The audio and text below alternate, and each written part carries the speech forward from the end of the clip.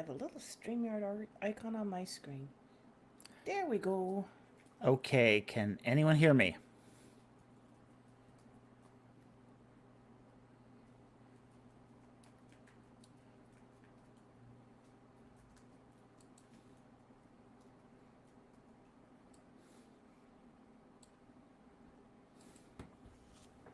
Loud and clear. You can hear me? Face it, loud and clear. All right, cool. Okay. Mouthwash, I can. All right. Okay, so we got audio coming out. I don't know if I have audio coming in. So as soon as somebody joins us in the back room here, we'll know if I've got audio coming in.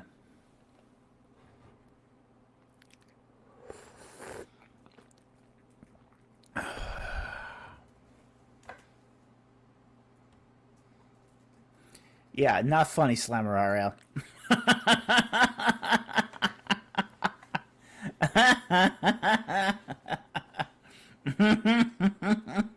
Okay.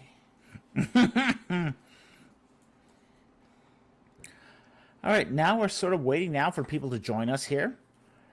What do you call it in the back room? In the back room, yeah.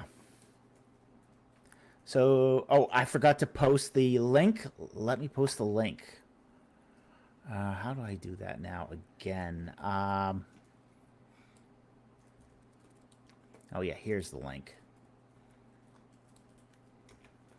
All right. I keep forgetting to do this because I don't do this very often here.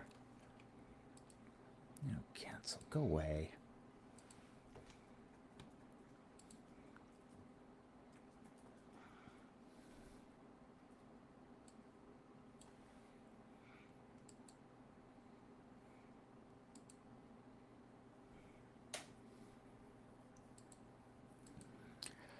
Okay, I've got the link up. Only the elect can find the back room. Only the elect can find the back room.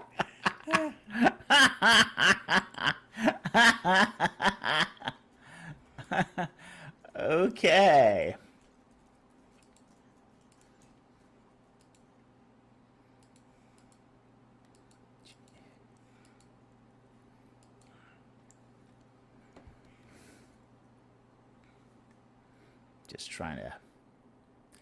Just trying to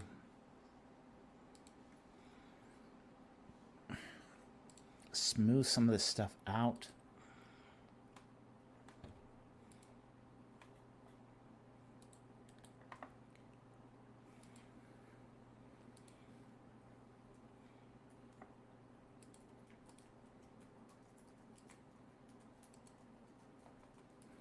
Okay, there we go. And that's actually two. All right. Okay. Getting yeah, normally we have all these preset for the live streams, but we don't do StreamYard very often. So this is really unusual for us. Okay. Let's get back to the live get back to StreamYard here. So the obvious thing is people have said we need to do more of these StreamYard events. And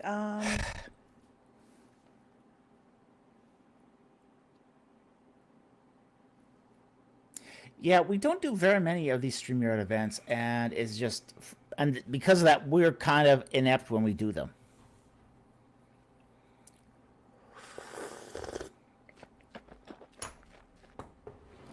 Yeah, so for us, it's just very strange when we. So, has anybody tried to get into StreamYard yet? No, we've had nobody come into StreamYard yet, which is kind of strange. They, Slammer, Mouthwash? I mean, somebody want to come in? Hey, anyone wants to come into StreamYard, you're welcome. Go for it. What we're gonna. This is why we've got the open room here. Is we want to see if we can hear you if you come in too. Heck, if you come in just for us to be able to do the audio test, that would be appreciated, honestly. Because I don't know if we are hearing. I mean, I know we are, because of your feedback, I know our audio is going out. We don't know if it's coming in.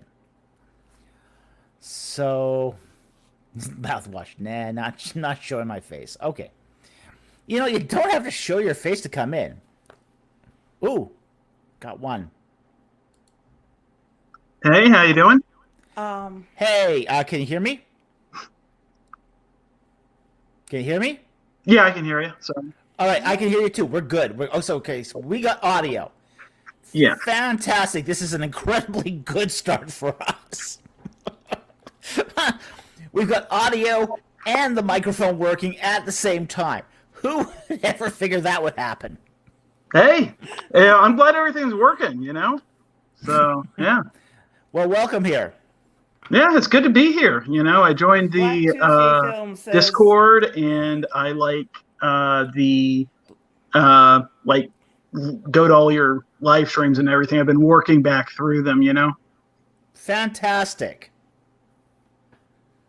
Fantastic.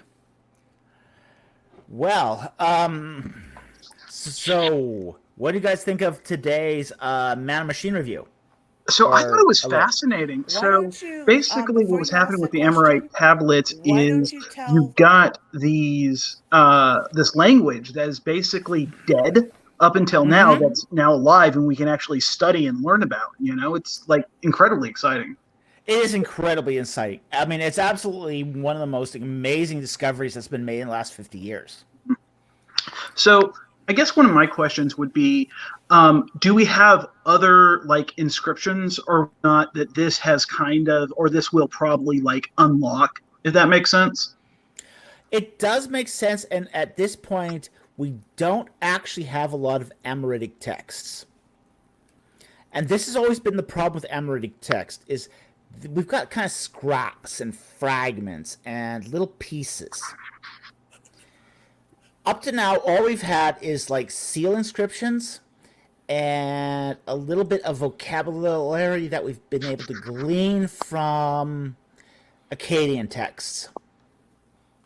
In fact, there was a volume put forth in the 1960s called Amoritic, and I happen to have that on my shelf. And basically, it's just really scraps. It's just we didn't have much at all. And I think that's super unfortunate because of the importance Amoritic has played in the history of the ancient Near East. So when we got this tablet, wow. I mean, it just is opening up just a huge, how do I say, a horizon of what Amoritic could be. Mm, okay. And so I guess I don't know very much about ancient languages or anything. Mm-hmm. So what makes Amoritic just so important? Was it basically the lingua franca of its time or what? No, it was not the lingua franca of its time. That would be Akkadian. Okay? Akkadian was ubiquitous across the ancient Near East as the lingua franca. Lingua franca. Okay? But what makes Amoritic important is the fact that it was a language that sort of dominated the northern Levant, and particularly northern Mesopotamia and northern Canaan. Okay? You had an Amoritic kingdom in northern Canaan from, say, the 1800s to roughly the 1265 range when the Israelites took over. Okay. Okay? So it had been in northern Canaan for about 600 years. It was there for a long, long time. And it had been in northern Mesopotamia even longer. The importance here is this is the culture from which Abraham came out of. That's the rub. Mm. This is the language and the culture that Abraham and his posterity emerged. Okay. So we have Abraham, and he's basically moving from Urkesh to Israel in, I think it's the mid 1800s, roughly. I'd say the mid, say 1700s. 1700s. Okay. Okay. And basically, the area that he's moving from and kind of to is dominated by this Amorite language. Correct. Okay. Okay. And so what happens is that kind of informs perhaps our seeing of some of the older parts of the Testament text through the language or something. I'm just trying to ask questions. Sorry. That's fine. That's fine. Totally great that you're asking questions. Knowledge comes from asking good questions. Okay? It's not only that Abraham and his descendants are coming out of this Amorite culture. It's when the Israelites say go to Egypt as well. Because the Nile Delta, and particularly the city of Avaris, is dominated by Amoritic Semites. The Amorites had a tendency to get around. They're very mobile. At one point they conquer Babylon. And then they go down to Egypt and they colonize the Nile Delta. And when the Israelites go to, say, Avaris, they're entering into an Amorite culture. So they're coming, as basically the sons of Abraham, they are speaking an Amoritic dialect. They're coming out of an Amoritic culture. And then pretty much they're going right back into an Amorite culture at Avaris. Mm-hmm. This is going to have deep implications as far as their language is concerned. They're going to enter into this city with a language they already understand. So they're going to go down there. They're going to talk to the king of the Hyksos dynasty, who's going to be speaking a dialect of Amorite. Mm-hmm. And they're going to be talking almost on the same level. It's going to be almost a one-to-one correspondence to, you're speaking Hebrew, I'm speaking Amorite. Not that much different. Okay. So what reasons do we have to think that, what are the differences between Amoritic and Hebrew at that early date? If that makes sense. How do we know that they're kind of two separate languages? Okay, we know this new tablet shows us that they are different languages. Okay. It does show that. There's no question about that. However, the syntax and the grammar and the diction is very, very similar. It's kind of like, okay, you go to Rome and you start speaking Latin. Okay? You start speaking Latin in downtown Rome. They're going to understand you. They're not going to like what they hear, but they're going to understand what you say. Mm-hmm. Okay? So it's sort of that difference. It's sort of that difference where it's close enough that they can figure each other out. But it's not.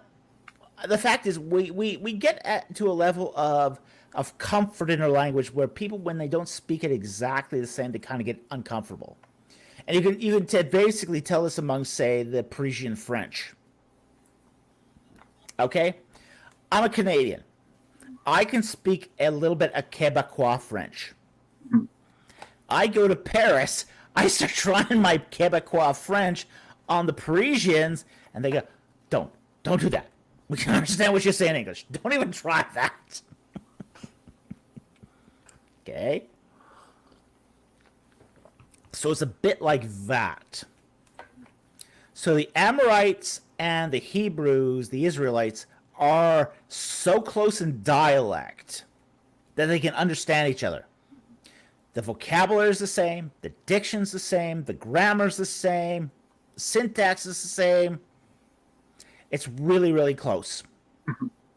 Really close. All it is just slight phonetic differences. Kind of like us here in the Philippines. I'm sorry, St. Ron, repeat that again. All I said was kind of like us in the Philippines. Same diction, same phonetic, same cadence of dialect, but we have like pretty much our own way of doing it. Yeah. Oh yeah, like of all our 100 dialects, like really ancient dead ones, and now we're just left with 10. Yeah. Exactly. Yeah, you get it with Spanish-speaking countries too. Oh yeah, definitely. You do get that in Spanish-speaking countries. Definitely. Because a lot of times here in the States, we learn basically like Latin American or Mexican Spanish, unless you go over to Spain or anywhere else.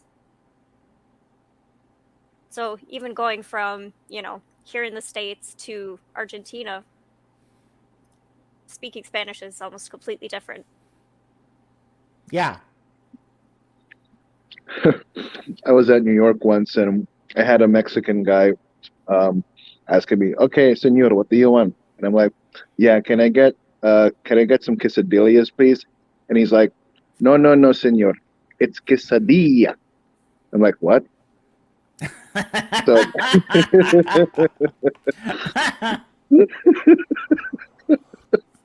Oh, my bachelor's was in Spanish. I'm dying. Oh. There's a restaurant at the university. There's a Mexican restaurant at the University of British Columbia where I ordered quesadillas and yarritas, and they go, "What?" I said, "Yarritas." Oh, jarritos.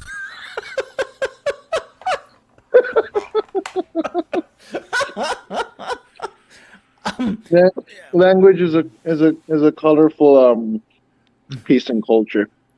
Yeah, it is. Different strokes for different folks, basically. Yeah, it is definitely. This is kind of funny. Nathan Yadon in chat, Spaniards do the lisp. I actually have a theory as to why they do the lisp. I had asked my parents one time just to see if they had known. They had a friend in college from Spain, and she said that at some point there was a king with a lisp, and everyone adopted the lisp in order to not make him feel weird, and it just kind of stuck within the way they spoke. Yeah, I can believe that. Don't upset the king by making him feel different. All right, we got a super chat from Mouthwash for $2. Could aliens have possibly written these tablets? No. Could be. I mean, Could be. it could be. Yeah. No. Could be. Oh, Mr. Empty Conjecture must have broke the tablet too. Yeah, Mr. Empty Conjecture is definitely in a lot of places that you don't expect him to be. So. Can I ask a question, Dr. Falk? Yeah, sure you can. That's why. Okay, so we have these roundtables so everyone can have a discussion and talk and share. So go ahead. okay, so I'm kind of a newbie at this, so it's a very basic level question, I assume. But could the discovery of these texts affect how we understand the biblical text?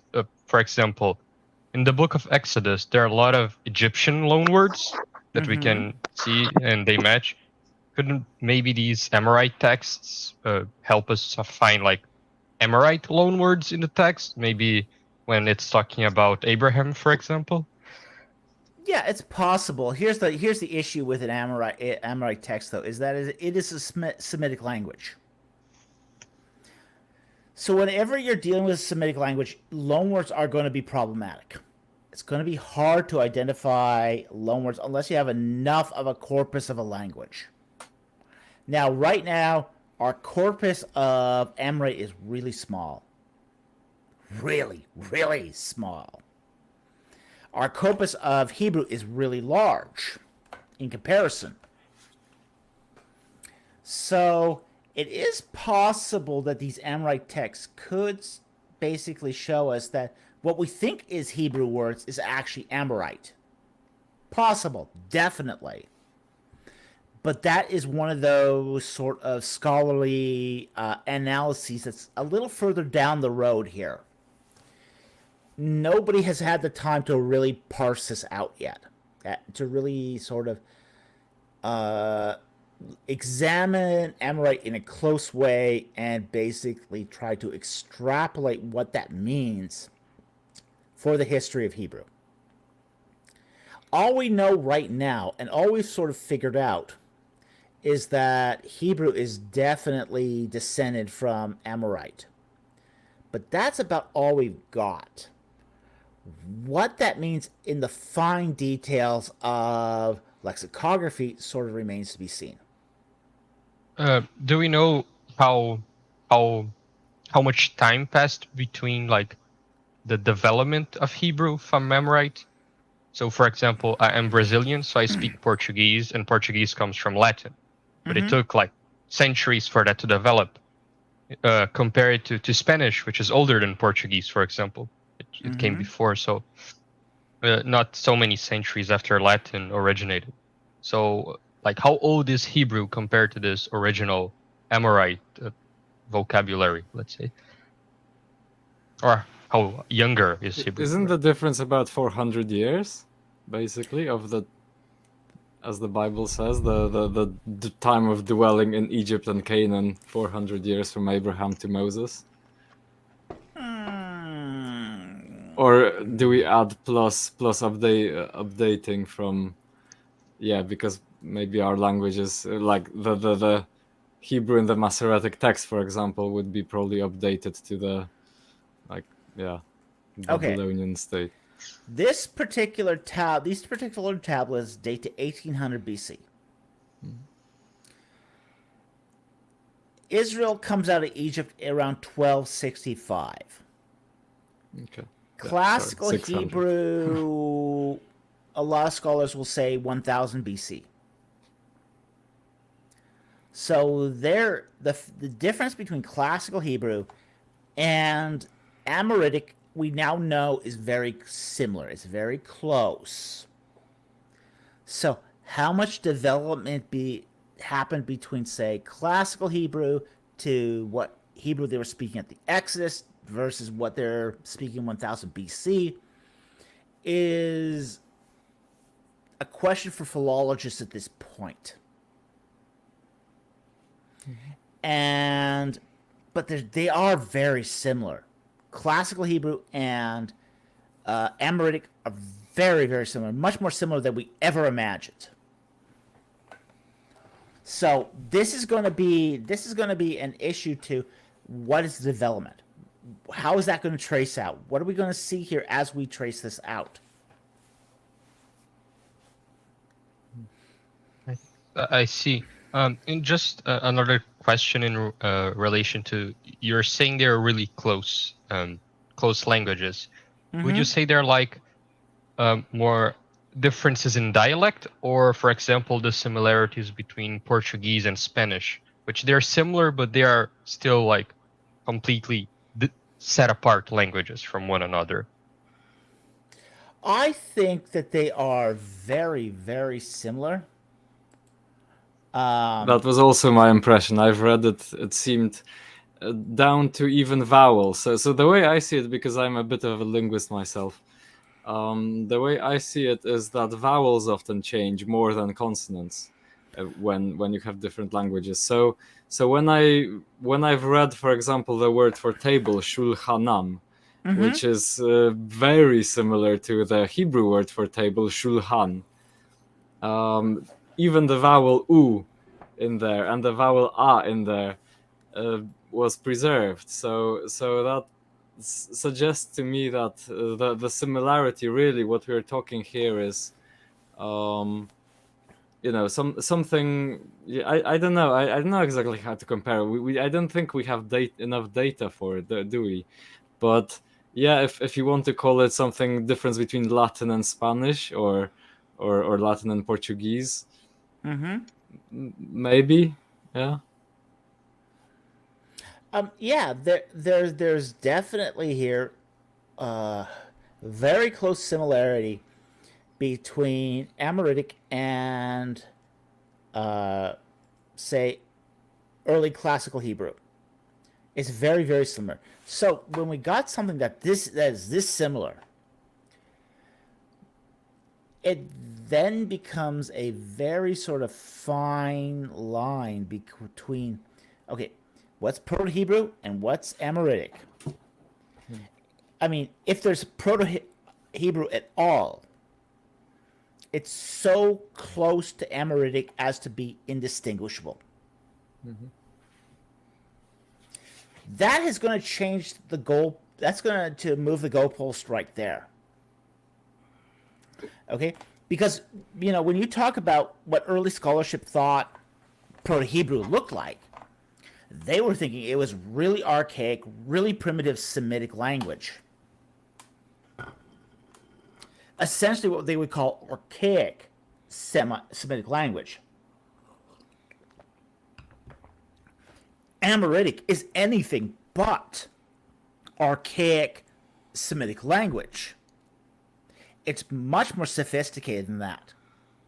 It's much more diverse in its grammar, in its syntax, in its vocabulary. So it is nowhere near archaic Semitic. So when we talk about the earliest roots of Hebrew in, say, the 13th century, what this has done is basically it's moved the goalpost from basically suggesting that the ancient Israelites were speaking archaic Semitic language to the Amoritic language, which is much more sophisticated.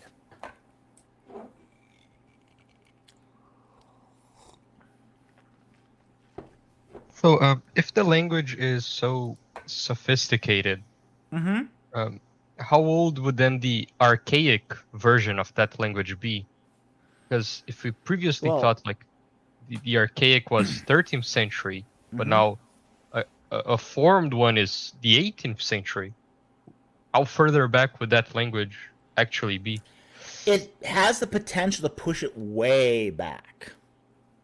Way, way back. Because now we're having to deal with the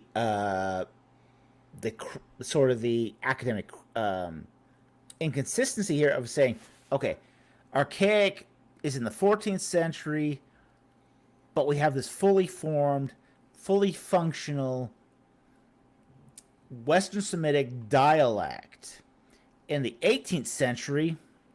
Then we really have to reconsider what we mean by archaic Semitic dialect. And that, I think, could be easily pushed now to, say, 2500 or earlier. You said 2500. Might be a little tangent, but wouldn't this sort of pose a problem to like young Earth creationists who think like civilization started like 2,200 years ago? I don't think young Earth creationists, as far as I understand, young Earth creationists basically say that the language could develop very rapidly in a very short period of time, so they will be able to squeeze any sort of language development within any sort of any arbitrarily short period of time, so they won't be bothered probably. Well, young Earth creationism is going to have a problem anyway, from a historical basis, particularly American young Earth creationism. which tends to read Genesis 5 and 11 according to a wooden literal genealogical Western genealogical standard. And what is it? Patui said it might be useful to tell the audience about script versus language, because a lot of people hear archaic Hebrew and they think instantly of the pictorial script. Okay. All right. My producer here has reminded me, and I don't know if you can hear her. Let's just make sure we can. We can. I Can, can we hear can. her. All right, you can hear her Yeah, just we fine. can hear her. Excellent. Okay, so she's basically reminding us here that there is a difference between script versus language. Language is one of those things where it's how we say it, how we speak it, how we talk it. Script is how we write it. Now, the early Semitic scripts do date to around 2350 BC. And this is the El Mara script. So there is a Semitic script that dates back to at least that point. Mm-hmm. So it isn't unreasonable to think that there is an archaic Semitic language that also at least dates back that far. Right. So I guess the difference between script and language would be like, late speak versus English, where, you're replacing letters with numbers and whatnot, and then that forms a script of English, but it's still the same language. Is that a good analogy? Well, script is what you write. Okay. It's orthography. Ortho, write, graphy, writing. So it's orthography, writing. Language is what you are, is phonomics. It's what you're saying.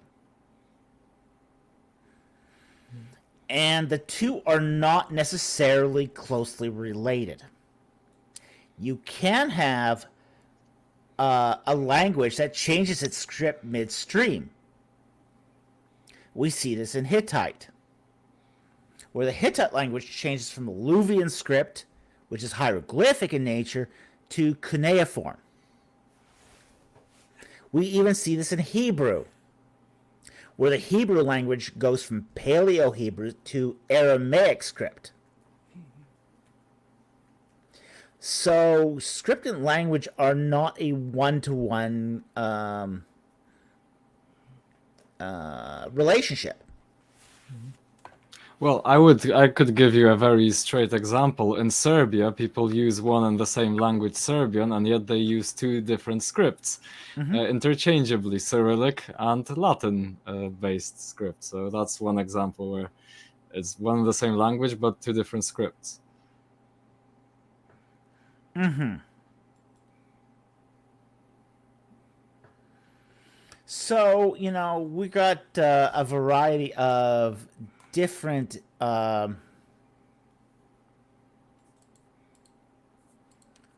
here. So there's a whole lot of different issues there that's involved, because like, for example, in modern Turkish, Turkey used to have the Arabic script, and then they went to the Latin script. The underlying language didn't change in any way. What happened ultimately was that the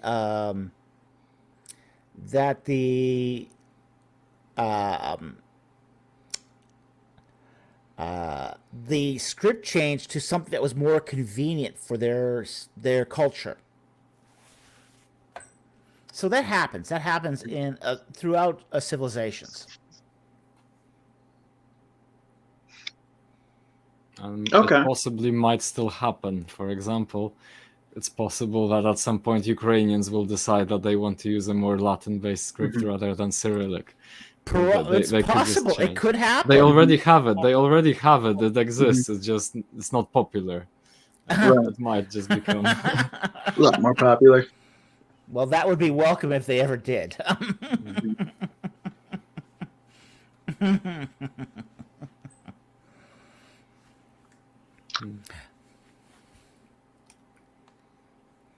Okay. So we got this super chat here, and if I asked Moses here what language she speaks, what do you think she'd say? And I'd say a form of Amoritic is what I would say, which would also be a form of early Hebrew. So it's six of one, half dozen of the other, and that's because Amoritic and Hebrew are so close. And we do know that the people who lived at Avaris were essentially Amoritic Semites. Now, would the Amoritic language be close to the Egyptian language, or is it or would just Egyptians speak Amoritic? Like, is it the same language? Oh no! Egyptian's very different. Egyptian is a Afro-Semitic language. It's very different. So those who speak Semitic and those who speak Egyptian wouldn't necessarily understand each other. There's some overlap because of the cultural influence of one versus the other, but it's not very close at all. So would, for example, when the Hebrews were slaves, Mhm. would they need to be like bilingual to communicate with the Egyptian officers, or would just like a group of people have like one representative who'd speak Egyptian, or just be like a complete mess and no one everybody get past each other or something? Well, people who lived at Avaris would probably be bilingual. Okay, so they probably would understand both some Egyptian and some Amoritic, and this would be probably pretty typical of those who lived at Avaris. It's a cosmopolitan city. It's a very, very cosmopolitan city. So multiple languages would have been spoken there at the time.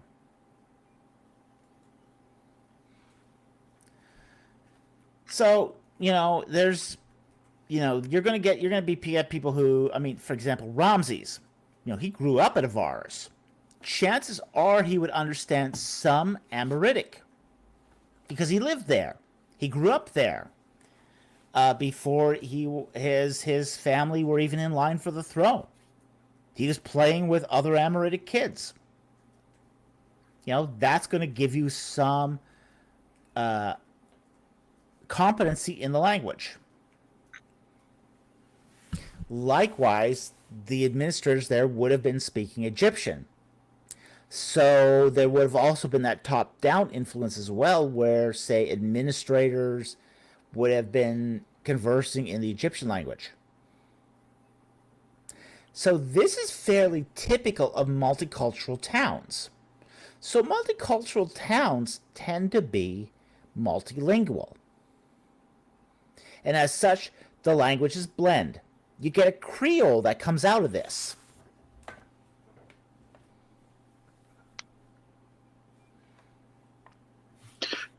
So would Hebrew be the Creole that comes out of this Egyptian Amoritic mixing? In a sense, yes. It would lean more towards Amoritic because that would have been spoken on the day-to-day basis at Avaris. But they also would have picked up Egyptian vocabulary as well, which we know from, say, the Pentateuch that they do. I'm getting at what is it? Would the Hebrew that's recorded in the Bible have developed in the actual Exodus and the wandering, coming from the Amorite, blending in with the Egyptian in Avaris, and then developing with that mixed multitude that traveled through the wandering? Oh, that's a good question. Did everyone hear that? Mm-hmm. Okay. All right. Yeah, that's actually a great question, and I think that's a fantastic question. And I think that the answer to that is to put a surface here is yes, which is, okay, the Egyptians would have had a base Amoritic at Avaris. They would have had influence from Egyptian language that had been also in the area. But once they start going into the Sinai, they would have had contact with other Semitic groups. They would have integrated the language from their interaction there. And as a result, their language would have developed over the time that they wandered in, say, the wilderness.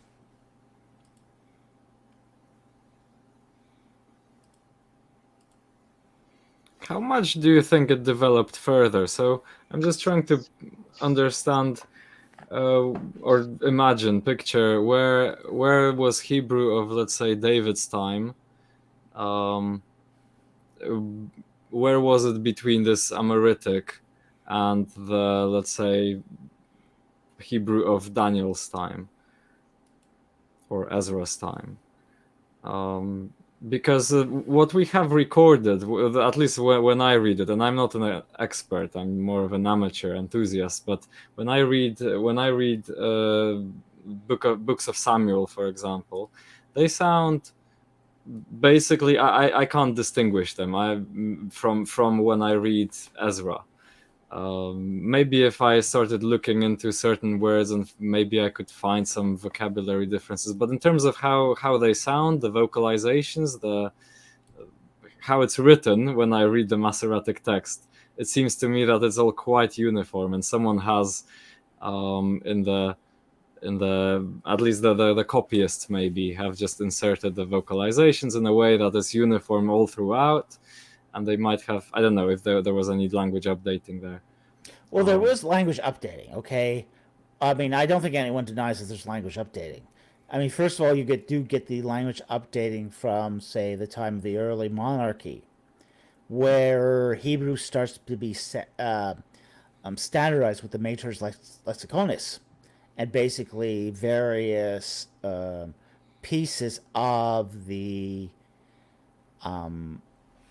say various smaller texts are being collated into larger books. Okay, so there is going to be some updating there. We know this from, say, Egyptian texts, where as they're copied, each text is being updated for grammar and diction. Okay, so that's not unusual. We expect that. Okay, we expect that entirely. Every copyist is going to make the copy relevant to their particular Sis and Laban. Fair enough. We are going to also get to say, you're going to enter into that middle Hebrew phase, somewhat time around the Babylonian exile, and then the late Hebrew phase towards the time of Christ and the Second Temple period.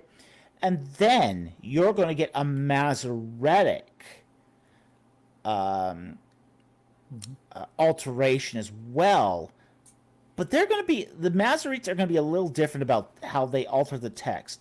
They're not going to touch the consonants so much, but they're going to add their vowels. And they're going to add the kirei and the the katav and the kirei, basically what's written versus what should be said. Okay, so they're going to be a lot more circumspect about how they do alterations to the text.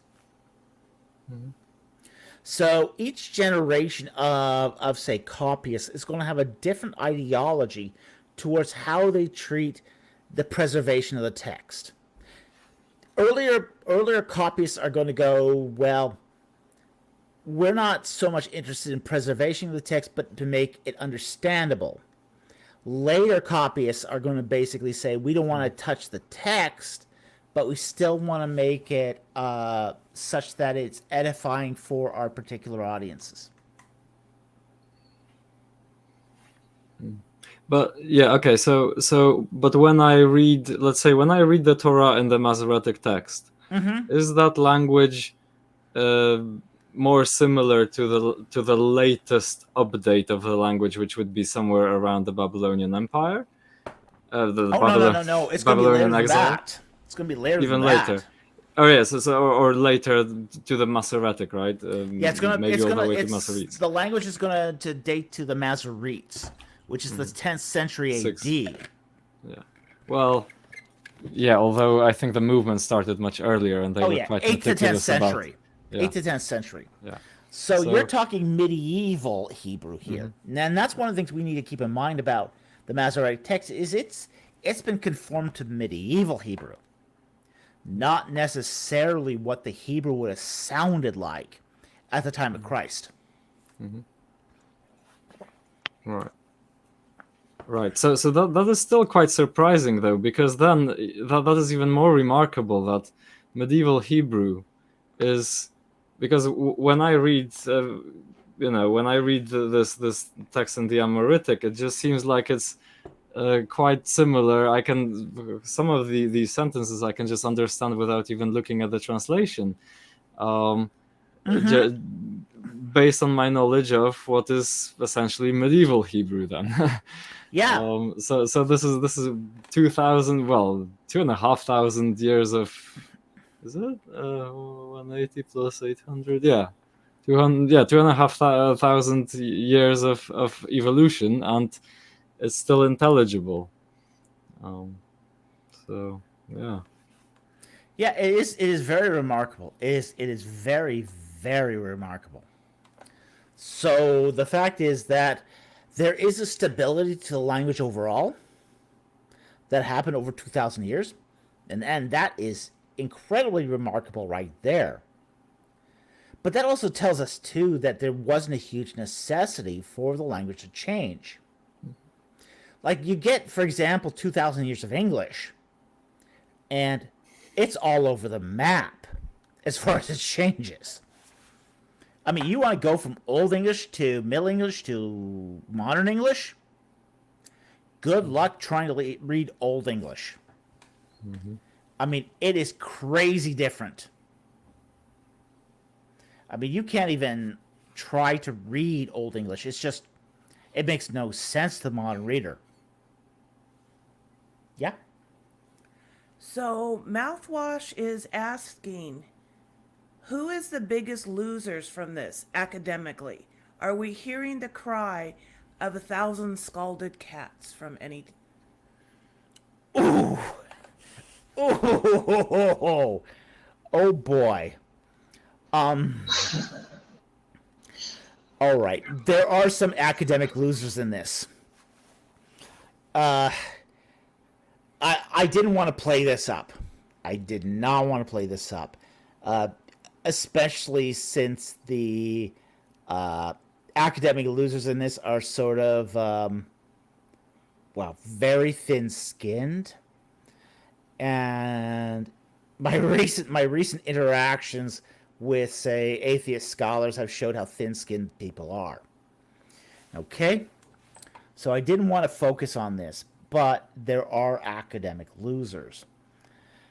The first academic loser are those like, say, Israel Finkelstein, that basically said that there was no Hebrew language at all at the time of the Exodus. Okay?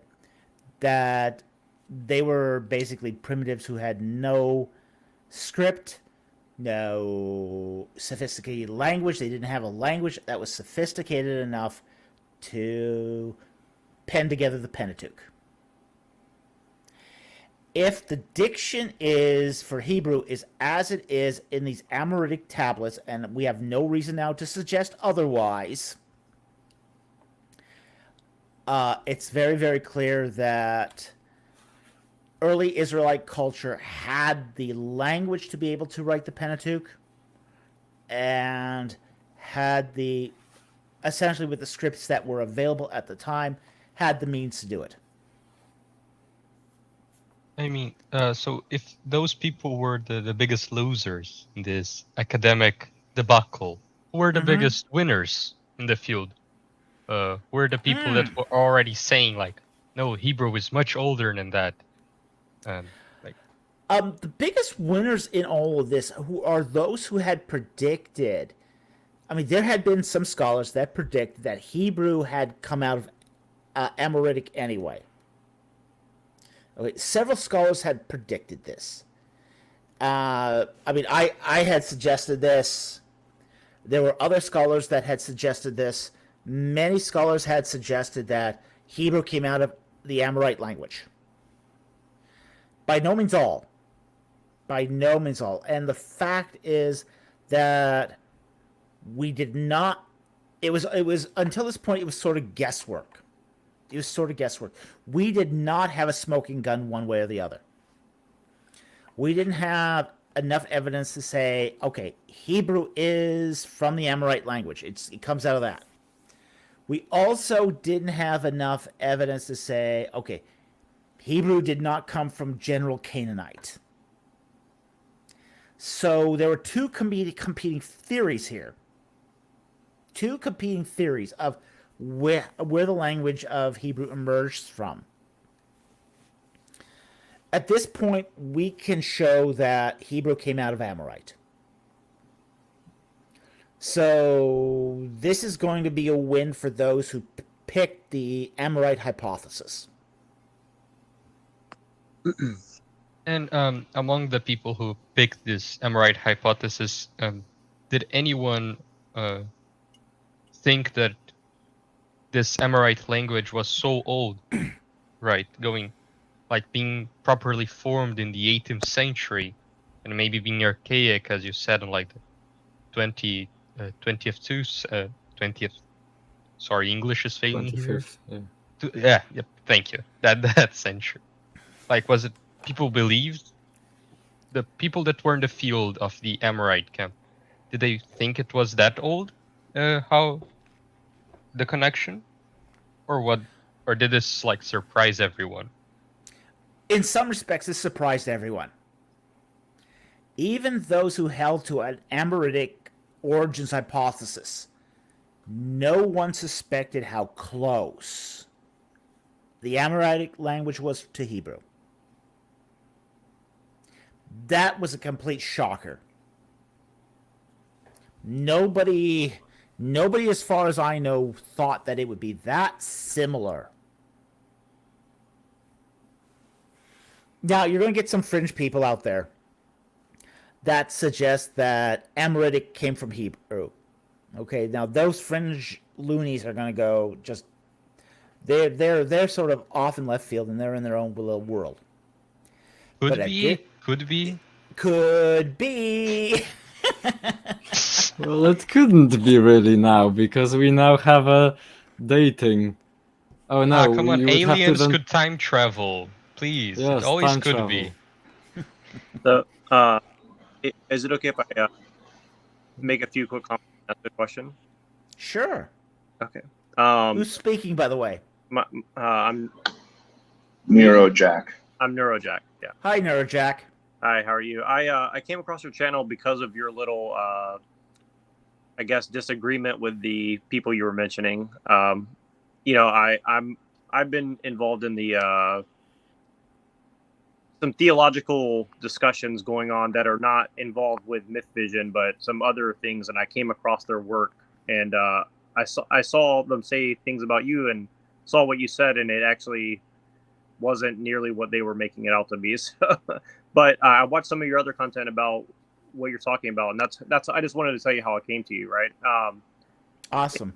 And what you're saying makes a lot of sense on a lot of the topics that I'm looking at. But my question is coming from, I'm a Christian, and my impression is, do you consider yourself a Christian, or is it, or are you kind of not sure? I just want to know where you're coming from before I ask my question in a particular way. Okay, I will answer that straight up. I am a Christian. Okay, cool. I believe in the historic Christian faith once for all given to the saints. Right. I am a down the line conservative Orthodox Christian. Okay, that makes sense. And so I'm someone who grew up as a Protestant, and I'm looking into Orthodoxy, so that's where I'm coming from. And the reason that I'm leaning towards Orthodoxy is because it seems to have a more I'm trying to think of the right word, but there's more cohesion to the view that it seems to have as far as historicity and a timeline of events and things that have happened. Okay. Seem to make more sense than I didn't say big O Orthodox. I said small. I meant small O Orthodox. Yeah, I understand. Okay. I'm not sure what I mean by that either because I'm Sure. very saying the people that I'm talking to are Serbian Orthodox and some other people, but in general they seem to have there seems to be a cohesive view of like an evolution of what we call Christianity and where it came from and all that. My question is kind of along those lines. Whereas, looking at all this, because I understand you look at Egyptology, we don't really know what the timeline of events are. But what do you see as the connection from Egyptian, pre-Egyptian, the Near East, I guess Babylonian gods, the Greek gods, the Roman gods, and the Iranian. Well, I can't remember the name of the Iranian Zoroastrianism. What is the connection between all these leading up to Christianity? And I know that's a big question, but just a basic understanding, because I know there's some sort of connection, but I can't quite grasp what it is, and I'm just trying to seek help on trying to understand like what is this connection between all these, because I think there's something real about what they're talking about, because the reason I'm asking is because as a Christian, if you just read the New Testament and even the Old Testament, it seems like there's a lot of context that they were writing in without the understanding of what it seems like they're writing understanding of what came before. Does that make sense? And what was contemporary at the time, and because we don't get that, that's why a lot of people are turning away from their faith. That's kind of my assumption, but I wanted to see what you have to say about that. Well, the whole idea of, I mean, you're talking here about the emergent Israelite religion in relationship to, say, how other cultures view theogony. Okay, and you're really sort of here trying to wrestle with, okay, you got all these other cultures that are talking about their gods and their mythologies, and what is the Israelite religion in context to all of that? Am I grasping this correct? More or less, yes. And the reason I say all that is because some of the people that I talk to, they seem to be under the assumption that I've come to, which is, which is basically that when you let's take the Greek mythology, for example. When you talk about the Titans or or this kind of stuff, it's similar to what we would refer to in the Christian religion as like the Nephilim, for example, right? Like there's some sort of these cultures seem to be telling stories, and even in the Eastern, I would say Hinduism or something adjacent to that, some of the stories seem to have some similar themes that maybe are different ways of explaining similar events, like the flood or whatever you want to call it. And what I'm saying is, I'm just trying to piece together, like basically what you're saying, which is where does the Israel, I guess you would say the Judaism as we know it now, in becoming Christianity, where does that fit into our understanding of everything else? You're an expert. Okay, you kind of are cutting out there that last bit. Could you just repeat that last bit? Oh, sorry. Particularly like the Egyptian and religion and how that relates to it as well, because I know that's where your expertise is. But I'm pretty confident that there is some connection between Egyptian religion Jewish and Christianity as well. Okay. Well, there is. I mean, when we talk about Judaism, okay, we have to take this in sort of a diachronic manner over time, because we're talking here about an emergent religion. Okay. When before, say, the Exodus, Israelites were much like every other nation. They're worshiping pagan gods. They're polytheists. There's really not much difference between them. And then you have this prophet Moses coming from Midian, and he's bringing to the Israelites a new God. A very different God, a strange God. A God that basically says, okay, you can't have any other gods before me. All right, that's very strange right there. All right, you got to keep the Sabbath. A Sabbath? What's a Sabbath? What? You get a whole day off now. Now, you got to understand how strange this sounds to the Israelites. They're working 9.5 days a week and getting a half day off. That's it. That's their rest. It's a half day off. And then they're back to work. It's 3 10-day weeks. Okay? Because the Egyptian work day is 10 days. They work 9.5 days and get a half day off.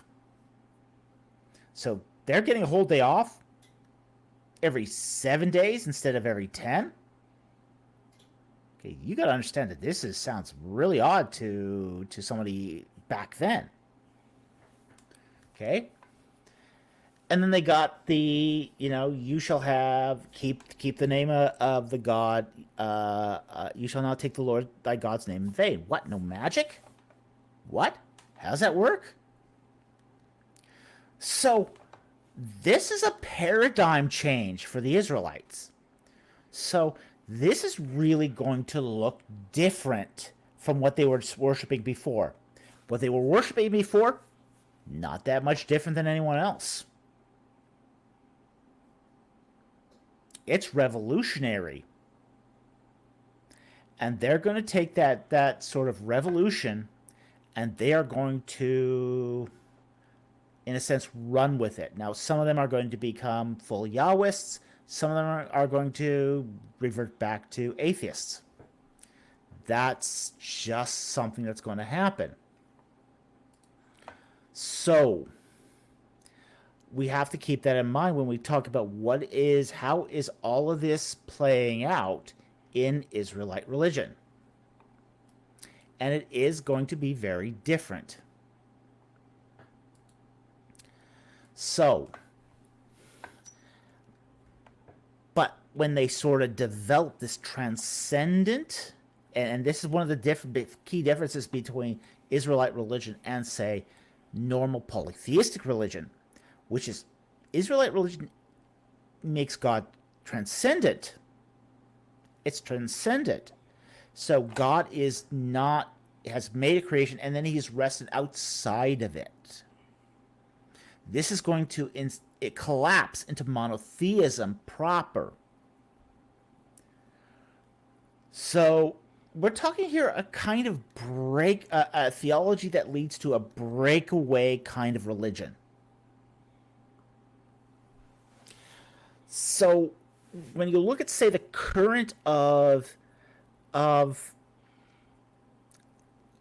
religious history, when you look at the current of religious history, the Israelites start off looking really, really similar to all other religions. But they're going to end up being different.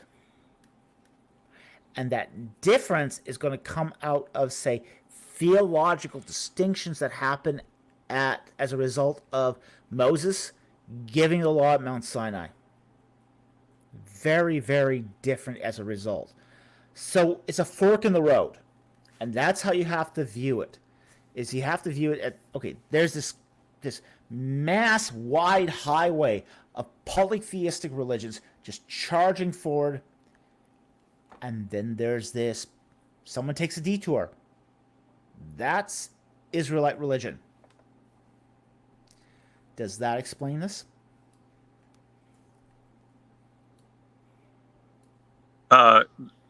Yes. But what I would, my question, I guess, as a follow up, I would say, do you think that there is some truth in other religions? And I'm not saying all out theosophy or something.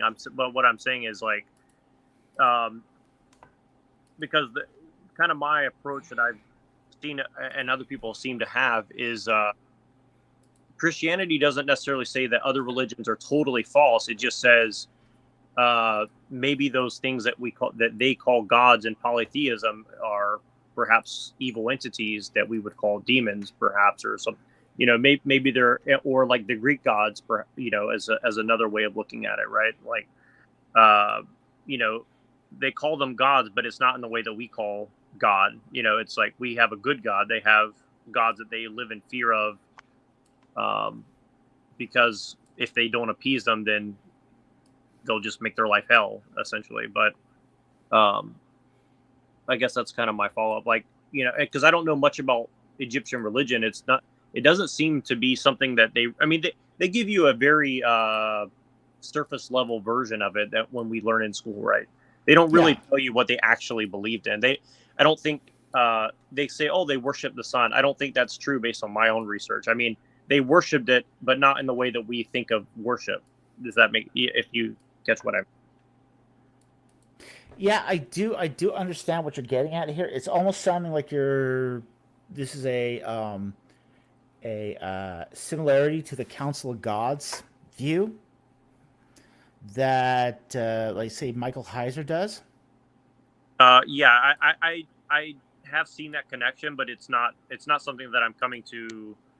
That I saw that after I had kind of already come to that realization through other research. But yes, it seems to be somewhat on a similar view. Yes. Yeah. So, yeah, we're talking here.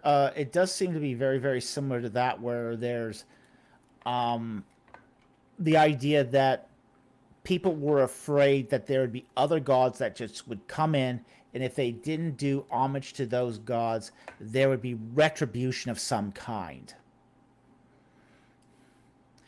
And this is very, very similar to Michael Heiser's view on, say, the Council of Gods, that every sort of locale had its own god, and there would be, and that the local population would have, say, fealty to that local god, and if they didn't have that, that fealty, that the local god would exact retribution upon them. So there is and this is an idea that we find very, very common in Second Temple period Judaism. Now, we don't see this idea so much in, say, earlier late Bronze writing, but it is sort of more of a superstition that happens later on. And I'm sorry, go ahead. I mean, because the fact is, earlier on, people were stealing each other's gods left, right, and center. I mean, we have to acknowledge that. Is when a conquering force came into a town, it would not be uncommon for the conqueror to steal the god and take it back. So there's not a there isn't, say, just a local god for a specific district back in late Bronze Age. Now, of course, the Second Temple period view, we gotta be sort of generous here to Michael Heiser's view as well. Okay, he's not just saying that the local god is something that caused, and I have heard him say this. I have heard him say that one of the jobs of, say, the apostles was to go to various nations and basically convince them that their local gods have no more power. I have heard him say this. So this is an extension of his view. Okay, it's. I mean, his view is very complex, and I don't want to minimalize or trivialize that in any way. And by the way, I hear he's not doing well health wise. Not at So all. I would really, really ask people to pray for him. He's in like 4th-stage terminal pancreatic cancer. And I think that's really unfortunate. He's really too young to be going through this. So please pray for him at this time. Please pray for him. Okay. But his view is very comprehensive. We're not doing it justice here. And I get we're not doing it justice. We're just talking about a little slice of his view. Just a little slice of his view. His view is much more comprehensive than this. Okay, he believes there's a council of gods. Each god is given dominion over a certain portion of the earth. And those gods have particular dominion. And that Christ, when he was crucified, resurrected, and rose again, he broke that dominion. So that Christ became the God par excellence, not that council. Yeah, and it seems that Eastern Orthodoxy basically has that same view. Again, I'm not speaking for them, but based on what I've seen, when you really dig into it, it seems that they seem to have that same view. I don't know if it came from their early church writings or what it is, but they seem to take on that view, and that's where I led. What do you mean they seem to take that view? They seem to have the view that essentially exactly what you're saying, that basically Christ was breaking any power that these entities, for lack of a better term, or gods, as you might refer to them, right, had over a particular region or people or however you want to put it. And it doesn't. And obviously, I think we look at the world as Christians. It hasn't been totally broken. I mean, I don't think we're, spiritually interfering in human activity, but to the degree to which they seem to have been in the past, it seems that there is at least more of an opportunity for humans to have a little more control over the situation. And again, this is what I'm learning about from other people who are into the subject. But because you have more of a specific understanding of Egyptian, and I assume you know a little bit about other Near East religions. I think I was just wondering what. Well, I guess it's good that we got into the subject because it's where I wanted to go anyways. But what if there's any like I don't understand what the Egyptians believed, but is there any correlation to what we believe as Christians and what Egyptians believed as far as their, I guess, theological view of the world? Okay, just a point of business here. We have now exceeded our number of people in the backstage that I can get on screen. So, I would like to call for a volunteer to remove themselves if you're not participating in the conversation so that I can get the other person on. Otherwise, I'll have to select someone arbitrarily, and I don't want to do that. Well, I have nothing else to say, so I might as well just skedaddle. Anyway, thanks for having me. It was good to see you anyway. I love having you here. Please join us anytime. It's all right. I get it. We got to give these folks a chance too. All right. Thanks, Dr. Folk. Thanks, guys. Yeah, pleasure. Great to see you. I'm happy to jump off soon too. I just wanted to make sure I'm clear because I'm very new to this stuff. I was gonna say if there's anything I can add to this conversation, let me know. But otherwise, I could skedaddle. Right. Well, we're now down to 6 again, so we're good. Okay. Saint Ronan has gotten off, and I've added another person on, and we're good. Okay. To answer to address your question about orthodoxy, orthodoxy is going to be all over the map, and this is one of the things you have to really understand about orthodoxy, Eastern Orthodoxy, is there isn't one opinion.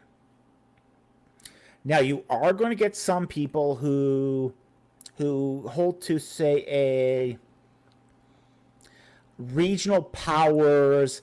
Christ has ransom, and it's essentially a extension of ransom theory hypothesis, where Christ is paying the ransom that God held against, or sorry, Satan held against mankind. So you do get some people in Eastern Orthodoxy that will sort of think, okay, Christ has paid the ransom of the various powers of the earth. But that's by no means a ubiquitous theory. That's not across the board. You'll get those in Eastern Orthodoxy that do hold the ransom theory, absolutely, no question about it. You're also going to get those who hold to penal atonement as well. Just because the theology of Anselm was so early that it played into the thinking of Eastern Orthodoxy as well. So it's really going to depend. Okay, it's really going to depend. And one of the problems we have with Eastern Orthodoxy is there isn't a unified theology in the same way that we find in, say, Roman Catholicism.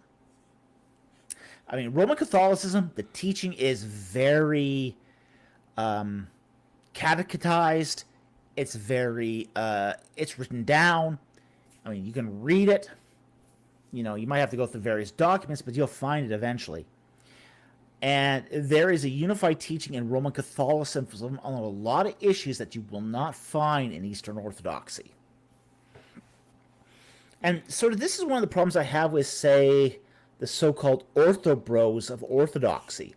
You know, Orthodoxy, you get these new converts, and they think they know a lot about Eastern Orthodoxy. They've been at converts for 6 months, and they just think they know it all. Eastern Orthodoxy is a sort of religion vein of Christianity that takes decades to really study and learn. And just out of curiosity, what is your? I know you said you're Orthodox Christian. What is your view of? I guess the most important thing would be the Christ's role in what he was accomplishing. And again, like I'm not an expert in any of this. I grew up as a Baptist, so that's where I come from. I'm just trying to wrap my head around, like I was saying, the historicity of all this. And but what would your approach be? And I'm asking purely out of curiosity, because I'm still trying to form my own opinion of these things. Well, I tend to more lean towards penal atonement. All right. That's where I lean. Okay, I lean to penal atonement. I think Amson was right on this. I think he's right that the offense of sin was not that Satan held the ransom against mankind, but it was the offense was against God, and it was to God that the price had to be paid. So I'm going to take a penal atonement view on this. And as far as penal atonement goes, a lot of Eastern Orthodox accept this. Roman Catholics accept this. Protestants accept this. Since the 8th, 9th century, this has been pretty convincing within the Christian church as a whole.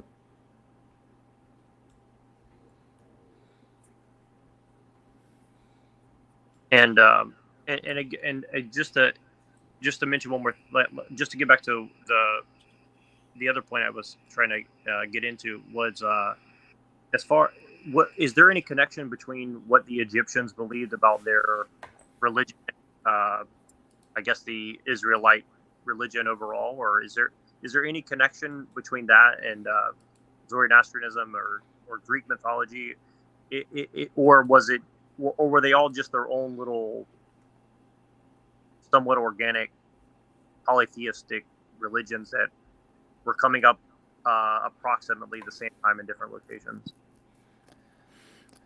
Well, it's gonna really matter what. Egyptian religion is not going to play a huge role in the early church. It just isn't. I mean, the closest you're going to get to the role of Egyptian religion is sort of its successor, which is Gnosticism, and that's about as close as you're going to get. And so, would you say that Gnosticism was almost trying to reconcile Christianity with an Egyptian-esque theology? Well, Gnosticism is an Egyptian-esque theology, but it's more than that. It's a blend of Egyptian theology and Platonic thought.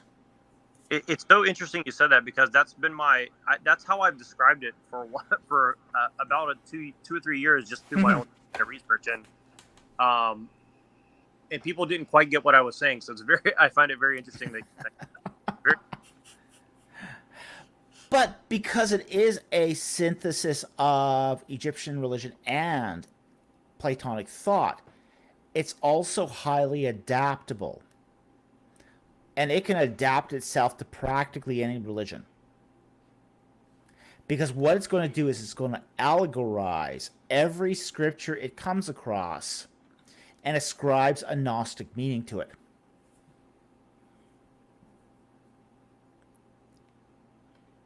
I mean, I do this little shtick with Mary Had a Little Lamb. What if the Gnostics came across Mary Had a Little Lamb? You can make that a thoroughly Gnostic text just by reinterpreting it in light of Gnostic thought. And it's quite easy to do. Mary had a little lamb. Its fleece was light as snow. Okay, you got a lamb, they're a follower. That's your new Gnostic initiate. The white as snow is a sign of innocence. Everywhere that Mary went, the lamb was sure to go. Mary is the teacher that is leading the initiate to the congregation of Gnosis, and is following her all the way to back home. Okay, and then you get, Mary the lamb ends up at the schoolyard, and all of that. And by the time you're done with this, you've got a fully fleshed Gnostic gospel just out of Mary Had a Little Lamb. And you can reinterpret it a half a dozen ways or more to mean different connections with different other passages. I'm really excited to see you say that, because it's something that I see, and I mean, I call a lot of regular Christians Gnostic because they do that with everything, and I think, trying to reconcile this for myself, when I read the Bible by myself, even and especially you read one that has like what do you call it, footnotes, that helps you understand the context of what the poetic language was referring to. When you read that, it does give you a sense like maybe this was all allegorical, right? And so it's very easy to fall into that way of thinking, right? And I think that's where people are trying to reconcile this for themselves, but it's really difficult to be, to have any sort of level of accuracy if you just allegorize the entire Bible, right? So it's hard to call yourself a Christian at that point, right? Well, yeah, but that's what Gnosticism does. Is it allegorizes everything. That's exactly what it does.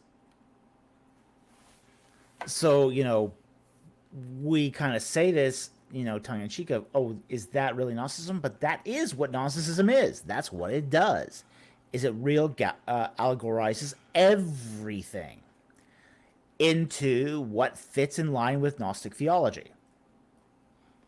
And again, I don't want to dominate the conversation. I just want to mention a few things because I'm really excited. I got you on to speak with you.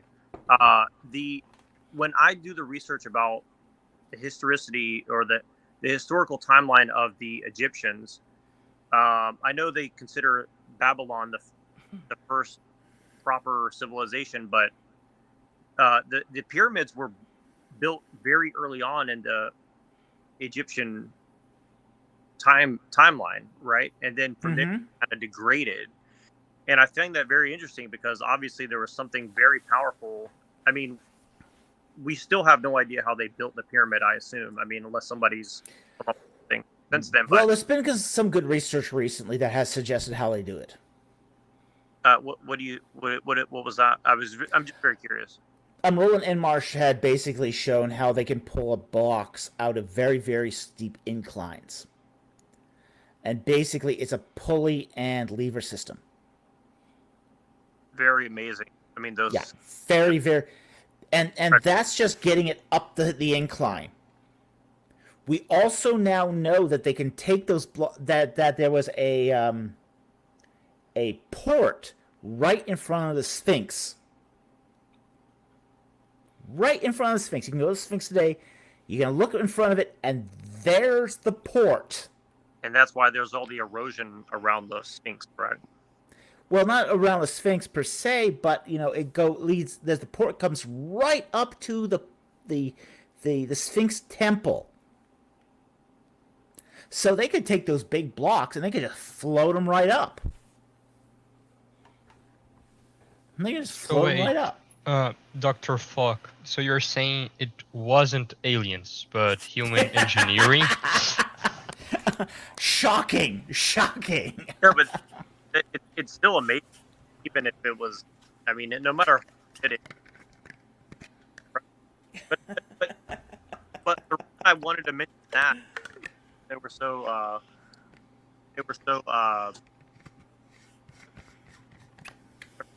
doing that all early. Okay, you're cutting out here. Oh, I'm sorry. I'll make my last. I'll jump off. Isn't it very interesting how the Egyptians seem to be going back and forth with the Phoenicians, and like He is cutting out, and it should be time too. Sorry? I'm sorry, you're still cutting out there. Okay. Is it okay now or not? I can hear you right now, but let's see how you do with a full sentence. Okay. I'll be really quick. I know my audio is horrible. When you look at the history of the Egyptians and the Levant, it seems that there was a lot of back and forth between Northern Africa, Egypt, the Phoenicians, Canaan, Levant. It seems like there was a lot of power fluctuation between that area. And the reason I mention that is because, again, we're talking about the theology of these places, right? And and the cultural exchange, because it does seem that it went back pretty far. For those connections to be there. Like you're talking about, the Amorite went back as far as like the 2500 BC, I think. So I'm just curious again, like if you think there was any other major cultural connections going back to maybe the time of the pyramids and the Levant, and the connection between all these, like I said, the religion of the two places. Well, we're still discovering what the cultural connections is between the entire ancient Near East. We can't at this point say that any place was completely isolated. We do know that, say, Egypt had a much greater connection to sub-Saharan Africa and even Saharan Africa. in the say before the Old Kingdom, and that's because say Saharan Africa was a savanna, and wildlife of various kinds, wildebeest, hyenas, elephants, rhinos, had made it all the way up to the Nile Valley. So we also have to assume that people groups also did that as well. We have ample evidence from, say, pre-dynastic culture that elephant ivory was traded into the Nile Delta. Now, that's because, first of all, we can tell elephant ivory very, very easily from, say, hippo ivory. They look different. Elephant ivory has a crosshatch design on it, whereas hippo ivory doesn't have that. So we do know that there was trade goods coming in and out of sub-Saharan Africa into Egypt. We also find ebony as well. So we do know that at least Egypt in the early dynastic, pre-dynastic period had trade connections with the rest of Africa. Now, there's also going to be some trade into the Levant. We don't know how much. We're still kind of figuring this out. And it probably goes even deeper than that, into Mesopotamia and perhaps as even far as India. Now, we don't have good evidence of it as going as far as India in the pre-dynastic period, but say, once you get to the time of Tutankhamun, which is New Kingdom, we have evidence of cloves, which is an Indian spice, being traded and put into the tomb of King Tut. So we have connections with India at that point. We also have, during the reign of Ramses III, evidence of silk, and that's coming from China. So we are learning now that the trade routes of the ancient world were much more broad, much more extensive, much more vast than we had ever realized previously. So how is that going to affect religion is another matter. We don't know. It's too early to tell. Where does lapis lazuli fit into this? When did that? Afghanistan. But when? Well, we do find lapis in the Middle and New Kingdoms. We start seeing, in the case of the New Kingdom, lapis starting to be replaced by, say, dark blue glass. So we do know that there was a lapis trade in the Middle Kingdom. I just want to say I really appreciate you saying all that, because it kind of confirms some things that I had. And again, like, I don't want to say, oh, I feel right, but it's really nice to hear that I'm onto something, because it's really lining up with the stuff that I've researched. And my last question, and I'll jump off, was, do you think there was anything to the fact that Jesus seemed to have grown up in Egypt for a period of time, or do you think that's just kind of not really a connection that's worth exploring? I'm sorry, could you please repeat that question? Do you think that the Bible mentioning that Jesus spent time in Egypt as a kid has any significance, or is that just a detail that was put into the Bible for? Well, I think it has significance insofar as having to flee Israel. Now, where he ends up in Egypt is a matter of guesswork. We don't really know. So we are facing a certain, say, lack of knowledge here. It could be that Jesus' family could have ended up in several places in Egypt, because there were several places in Egypt that would have been very accommodating for a family of Jewish refugees. Pelusium is one place. Alexandria is another place. Tel Yehudia is another place. So it's going to really, really depend upon which sort of areas are going to be amenable to such a such a temporary visitation. I really appreciate your time, and thanks for having me on. And I look forward to viewing more of your stuff. It's really interesting content, and I really appreciate your time. Thank you, sir. My pleasure. Now, we did have a question or a comment here, a question from Bruce Griffin that I thought was very interesting, which was, how do the new tablets affect Anson Radian's linguistic arguments that the Israelites were outsiders to Canaan? And my guess is that they really aren't. They actually are additive to that. I think, if anything, these new tablets kind of show that we are not talking about a Canaanite culture. We're talking about an Amoritic culture. And the Amorites are, say, a civilization that, say, inhabited Canaan, but are not indigenous to Canaan. They're outside of Canaan. So, these tablets are basically showing that the origins of the Hebrew language are coming from without Canaan, not within Canaan. So I think Anson Rady is really onto something here, and I think he's got it. I mean, I think he's deceased now, but I think he was right, and I think these tablets sort of add to what we had already supposed about the Israelite culture already. Okay. Can I actually segue from that? Because I think when you say about Amoritic,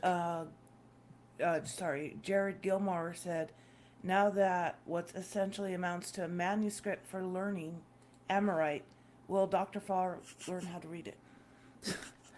Yes, when I get my hands on the peer-reviewed article, yes, I'd love to learn it.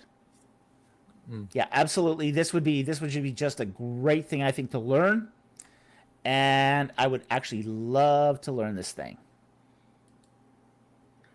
Do you have an opinion about sharing articles when it's someone has an access to it? Because I have an access to it, and I've read the article, and I'm just wondering if I could just send it to you. Oh, absolutely. Send it to me. I'd love it. I mean, people who do this, publish in peer-reviewed journals, know that they're passing it around. So there's no problem with this. Yeah, right. Okay. So I So can send you. send me the article.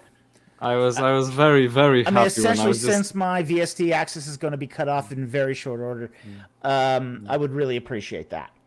Yeah, I was just kind of wondering. I wonder if my university has paid subscription to that journal. I was like, Assyriology. I have no idea. We don't have a department of Assyriology in Manchester, so I was like, but yes, I have, and it's just excellent. So yeah. Well, if you are at the University of Manchester, you should have it. Or I mean, if you we don't have lots it, of. if you don't have it, it'll be at Liverpool. Yeah. So it'll be at one or the other. Fair enough. Well, because I was at have Liverpool. It. Yeah. I did my PhD at Liverpool, so yes. I know it's going to be at either one or the other. Yeah, well, it is in Manchester. I do have the access. Very nice, through Shibboleth, the electronic version of Shibboleth. But my question was actually, because I think I remember someone in the live chat as well kind of supported that question, was when we talk about Amorites. From what I've learned, and I need to say that I've learned it from some not necessarily the scholarly sources. It was Wikipedia, but Wikipedia did say that the Mari, the city of Mari, had a culture. One of the cultures was Amorite, and I'm just wondering if that could support, or does that mean that Terra, as being the kind of the ruler under the allegiance of the king of Mari, or Taru of Urkesh, would he have spoken Amoritic? And would that mean therefore that Abraham spoke Amoritic? Or if not, then what other evidence do you have for believing that Abraham did speak Amoritic, or like that the Hebrew originated from Amoritic? Maybe Okay. these are two separate questions. Just a matter of business here. Let's see, mouthwash. I think you got two additions here. Okay, so Yeah, can we hear me? Yeah, I can hear you. Okay. Gonna kick your other instance here. Okay, so we got 6 again. All right, we're good. All right. Yes. Terra or Urkesh, being in northern Mesopotamia, that's Amorite territory. All that northern Mesopotamian area is Amorite territory, and it goes from, say, northern Mesopotamia all to Syria. So that's the Amorite homeland. Now, at the same time, too, Terra of Urkesh also wrote in Akkadian. Mm-hmm. So he's writing the King of Mari in Akkadian. Now, this sort of begs a question, which is, you have, say, the Terra of Urkesh. You know, he's speaking, he's writing his official correspondence in Akkadian, and then we find this in the Mari letters. But he also is probably speaking the local dialect as well, which would have had to have been Amoritic, because that's the Amoritic homeland, at that entire swath of northern Mesopotamia. So, you know, we're dealing here then with a multilingual culture. And I think that's super interesting and super important, because frankly, one of the things we have to keep in mind is that languages and cultures are not always restricted by borders. And that, I think, is one of the fundamental problems people often make when they try to sort of pigeonhole what people said and what people spoke where. Because a lot of this is going to change over time. It's not a synchronic thing. It's not, oh, this is where they were once, that's where they always were. For example, the Amorites, they're going to spread out. They're going to move into northern Canaan. They're going to, at one point, go down into Babylon. They're going to start their raiding campaigns all the way down into Mesopotamia, all the way up to Babylon. We even find this, for say, with the Midianites. You know, late Bronze Age Midian is very, very different than Iron Age Midian. Late Bronze Age Midian goes from, say, West Sinai through Edom into the Saudi Peninsula. In the Iron Age, Midian is going to become restricted to the Saudi Peninsula. The land is going to contract. Amorites are going to have the same issues. At their height, they're going to be going from Byblos all the way to the Heshbon, into Aram, and up into Syria, and up into northern Mesopotamia. So that's going to be the political height. But, you know, they aren't going to stay that way forever. You know, that's going to be drastically reduced as their territory and as their influence declines.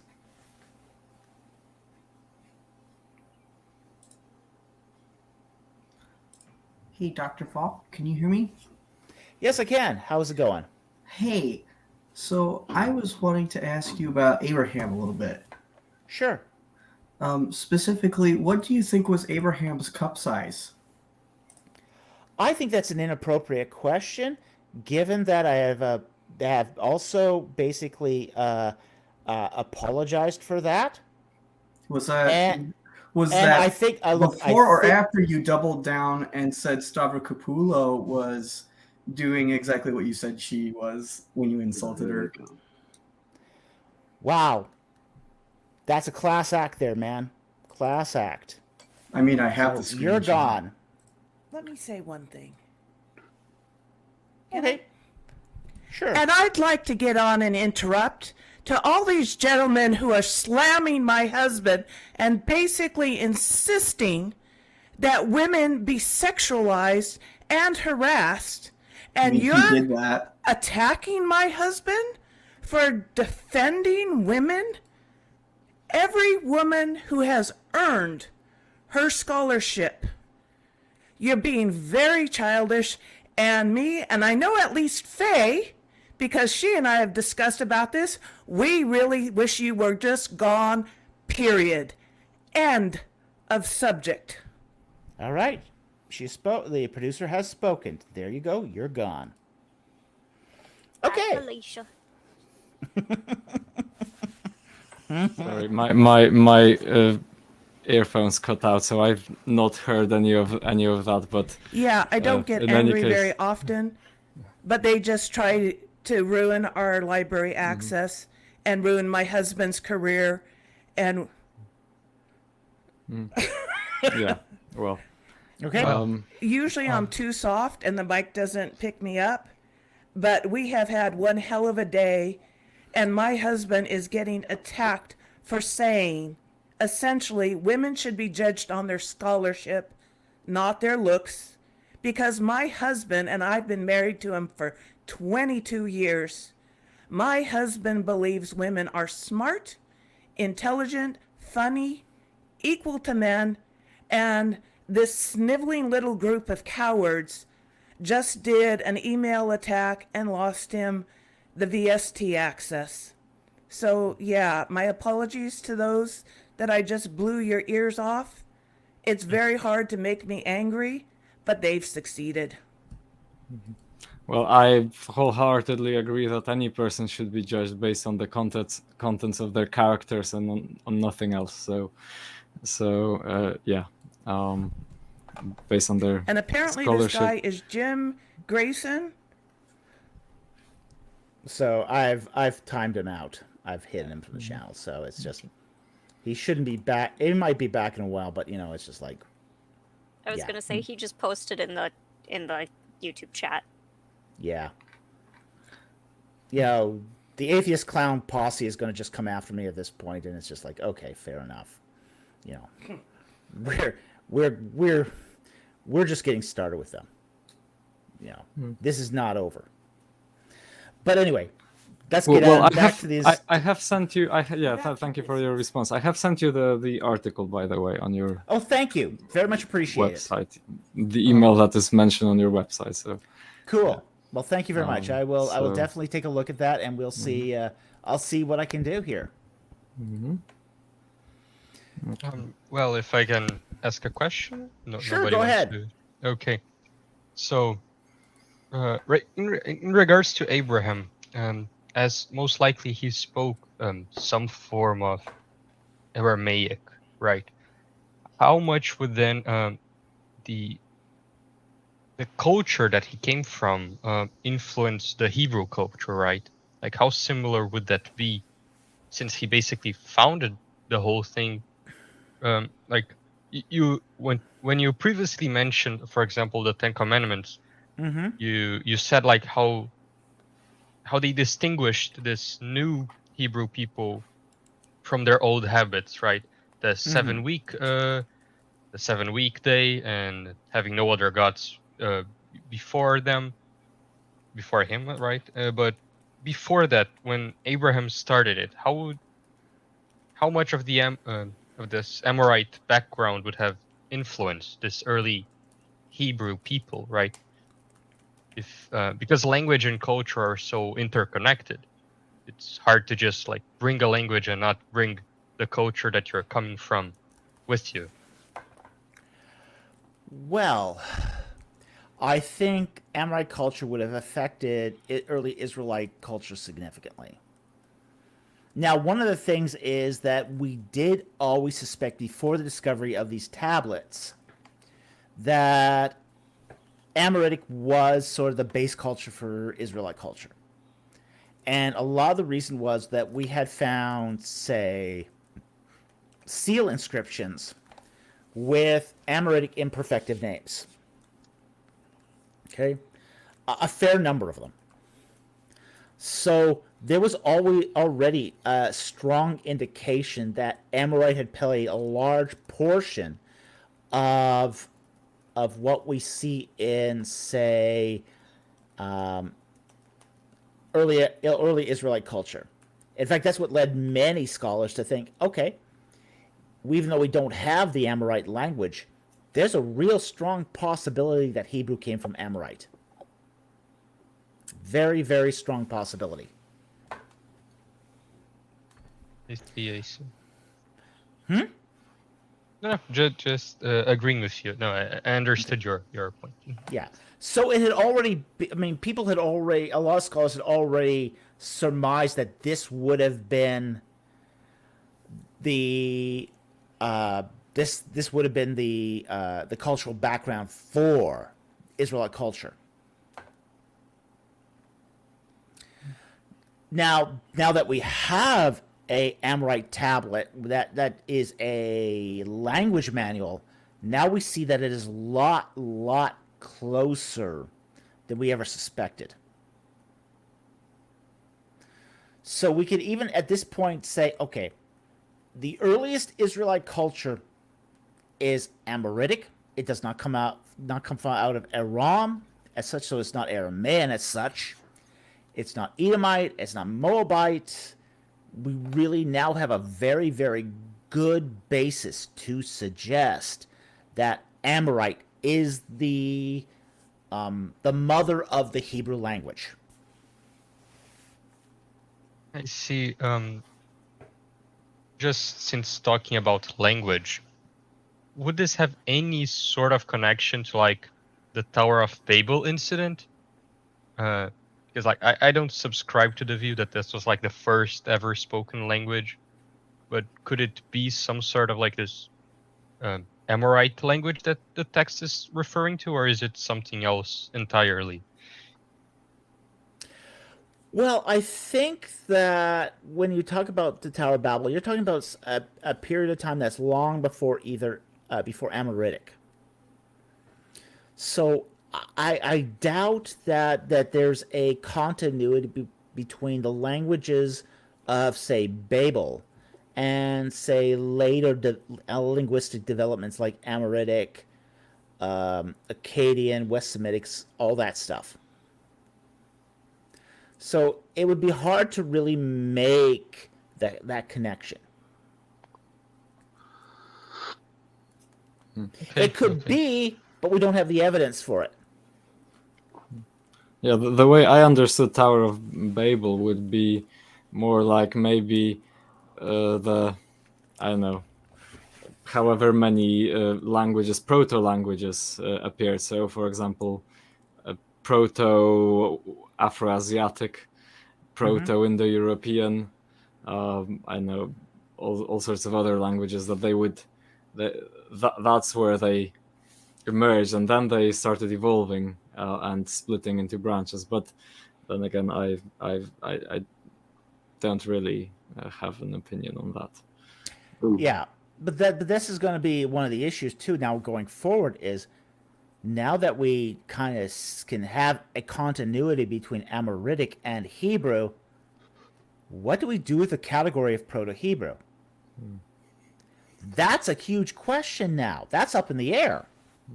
Because kind of before, Proto-Hebrew was this hypothetical, really primitive, archaic, Semitic, reconstructed language that was supposed to fill in the slot that we had missing here for 13th century Hebrew. If we now have a fully fleshed Amoritic language that is not primitive, it's not primitive, and it looks like Hebrew, It's got all the things that are, say, indicative of Hebrew. It's clearly the parent of Hebrew. What do we now do with Proto-Hebrew? Well, my Plus- guess it would be that Proto-Hebrew then has to be, let's say, Proto-West Semitic, or maybe something like that. Just moved to or identified with one of those, the ancestor of Amoritic, right? Yeah, it's really good. It's really we've now got a problem. We've now got and this is not an evidential problem. This is now a scholarly problem. A lot of people have put a lot of time in working out Proto-Hebrew. There's this sort of gruntish Semitic language that has been superseded now by Amoritic. Yeah, it's when you get a clash. It does happen sometimes when you get clash between comparative linguistics and historical linguistics. Here we got a historical data point that is now actually pushing back on the hypotheses that we've developed from kind of comparative studies. I'm sure they'll figure it out at some point. The scholarship will figure it out. Well, okay, the scholarship is probably going to end up just ditching Proto-Hebrew. That's probably what's going to happen here. And the fact is because Amoritic is so much more sophisticated than Proto-Hebrew. Mm-hmm. That artificial Proto-Hebrew. Okay? And we've sort of seen this happen in the past where, we've say, underestimated our ancestors, and a new discovery comes, and we discover that they're more sophisticated than we thought, so we ditch the primitive interpretation.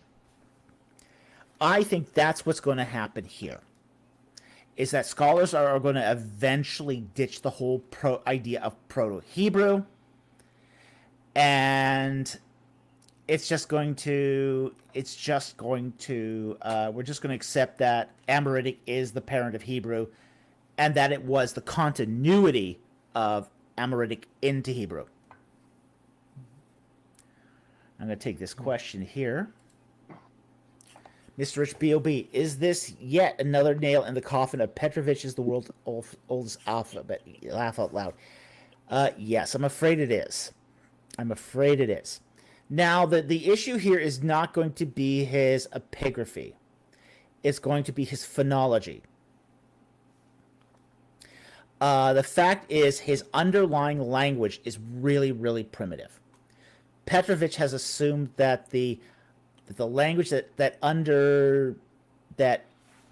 is beneath the world's what he calls the world's oldest alphabet, which is really the early alphabetic inscription sound in Sinai, is exceptionally primitive. We now have to look at these texts in light of Amoritic. And I think this is going to put a nail in that coffin. I mean, his thesis is already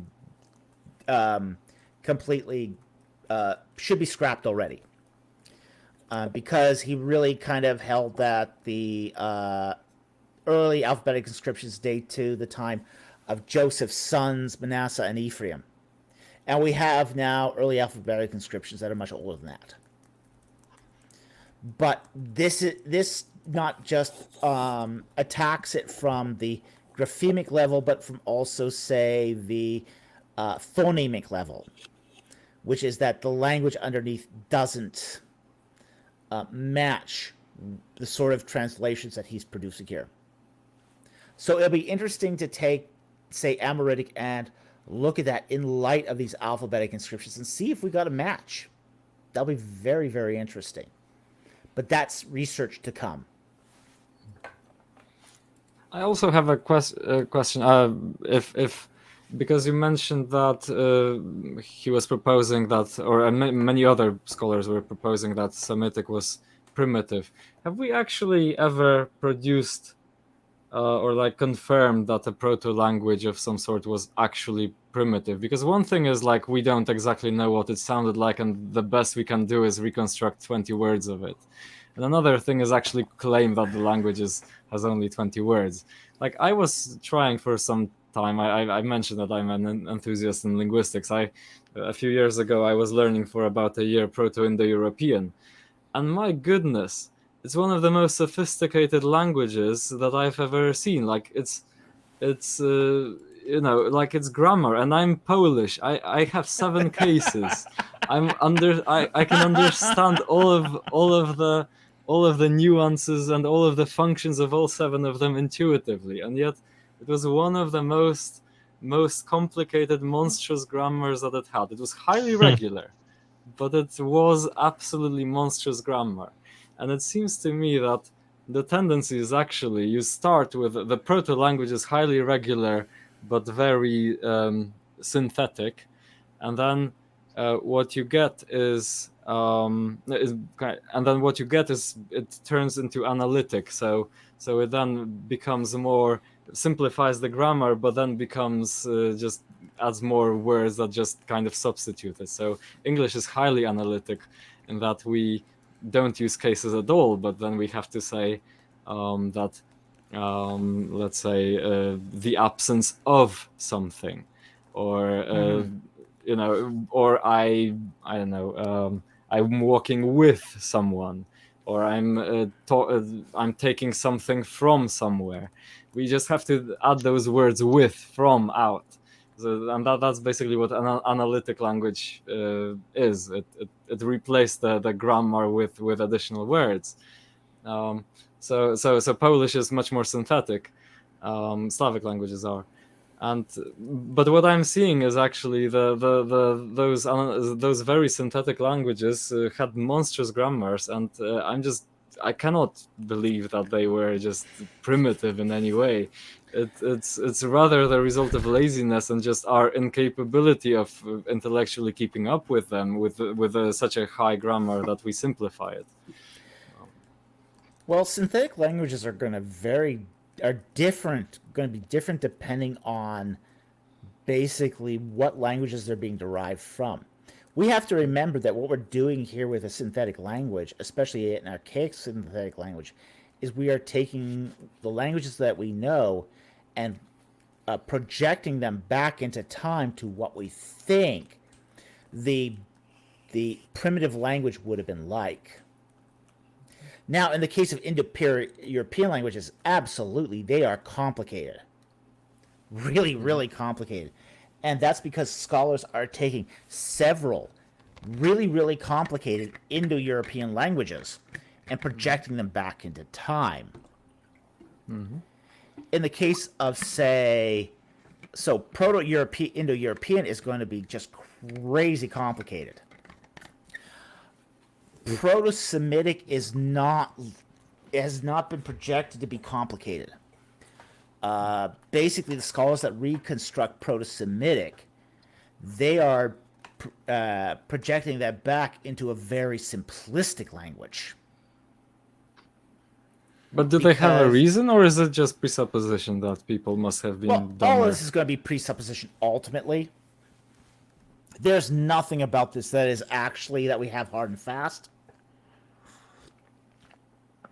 I mean, every root synthetic language that we have is based upon presupposition, assumptions, deductions, inductions. I mean, we're reasoning that out. It's not that we have evidence for any of these ancient proto-dialects. We don't have any of it. Mm-hmm. So it's all guesswork. It's all scholarly analysis and deduction and critical thinking. Mm-hmm.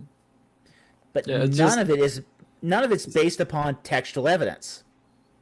It just seems to me weird but we do have examples in other proto-languages that they're hugely complicated, that it doesn't become easy. It just becomes quite the opposite, that they were sophisticated languages. So don't see how we do have actual, let's say, data points just from different language families. Those other families just prove the point that people were, using very advanced languages in the past. But I don't know. But are there examples of very simple archaic languages? We don't have examples of those. They're very, very rare when we find archaic languages. If we find a living archaic language, that is really exceptional. So we don't have a lot of them. I mean, probably the archaic language that we have for almost all the languages of Western Europe is Proto-Indo-European. That's the archaic language, and we have no independent, say, living language basis for that. Mm-hmm. That's right. It's reconstructed. Yeah, it's reconstructed. It's all reconstructed. The same is with Proto-Semitic, say, or what they call archaic Semitic. That's an artificial language that has been reconstructed from a variety of Semitic languages: Akkadian, Aramaic, Ugaritic, Hebrew, smatterings of Moabite, and basically West Semitic inscriptions that we find here and there. So it's very, very, it's not something that we have a firm grasp upon. Now, Mr. Rich B.O.B. says, Sumeric is the only simple archaic language I can think of offhand. And even this is very controversial. It's not really an archaic language. It's a monotypic language. Okay, that's different. That's one in its own family, right? It's one in its own family. Yeah. So it's not technically an archaic language, because if it was an archaic language, it means that there's a subsequent language that comes from it. Sumerian had no successor language, so it's technically not an archaic language. It's a monotypic language.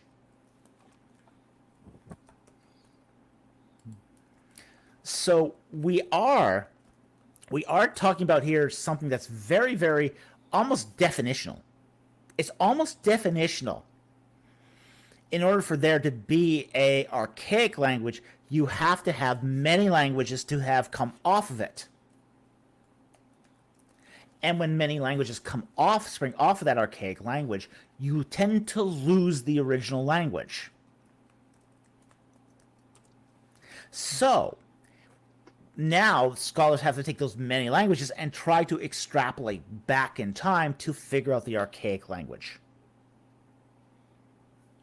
And that's a really, really difficult academic exercise to do, and an academic exercise that has some problems.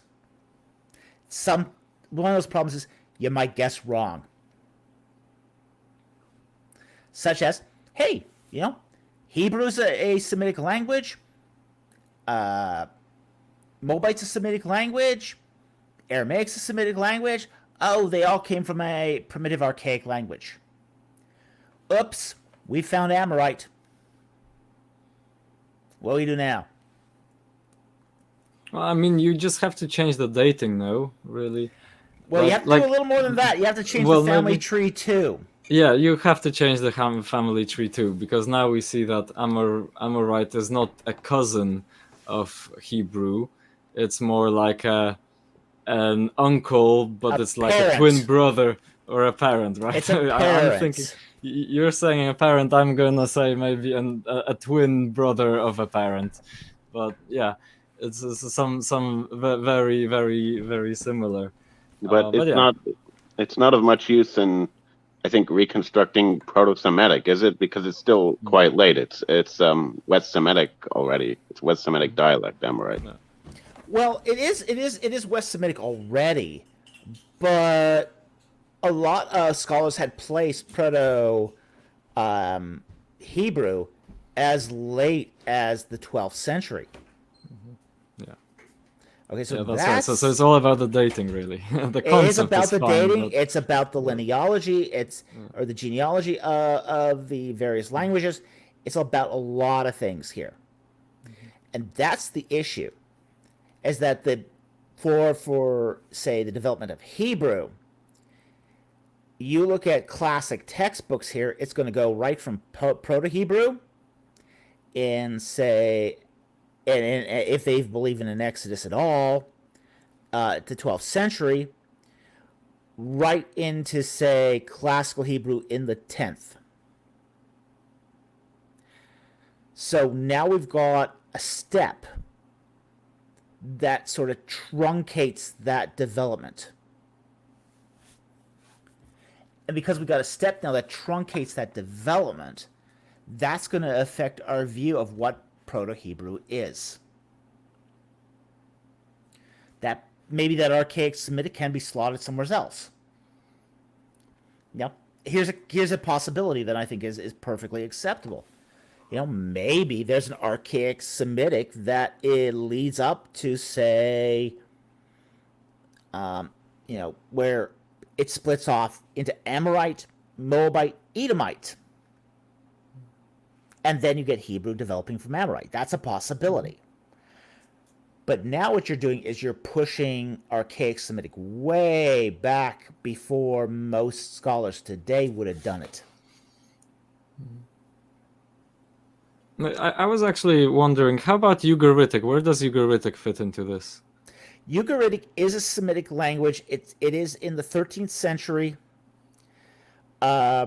We don't have a lot of history for Ugaritic. So we don't know exactly where Ugaritic comes from. It's assumed to have come from, say, a primitive Canaanite. But we don't know for sure.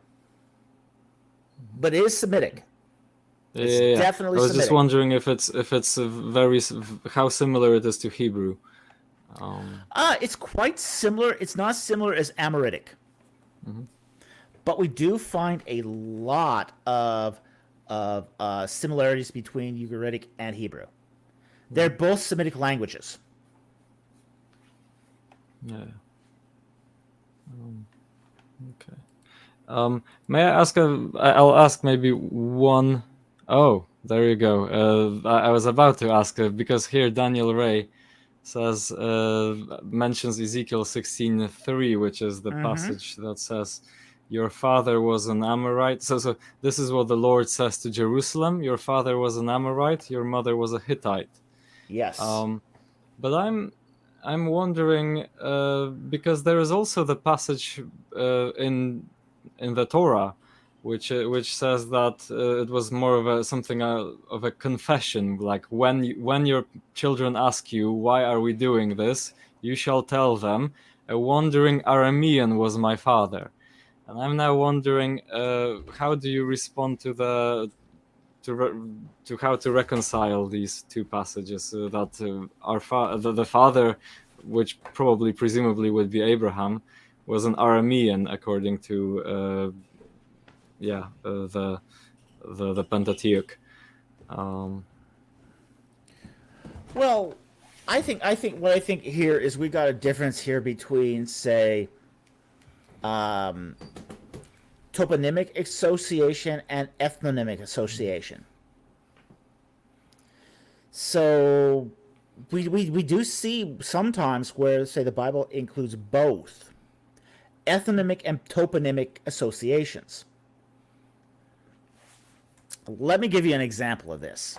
All right, one of the most famous of these comes actually in the Joseph narrative, where Joseph is sold, and it's the same passage. He's sold to Ishmaelites and Midianites. And they go, oh, two different groups, two different texts being merged together. Except one's an ethnonym, one's a toponym. Okay? One is telling you the ethnicity, that these traders were Ishmaelites, descendants of Ishmael. The other is telling you where they came from. They came from the land of Midian. Then they're Midianites. Ishmaelite and Midianite are not mutually exclusive. You have Ishmaelites living in the land of Midian. That's what you have going on there. They're both.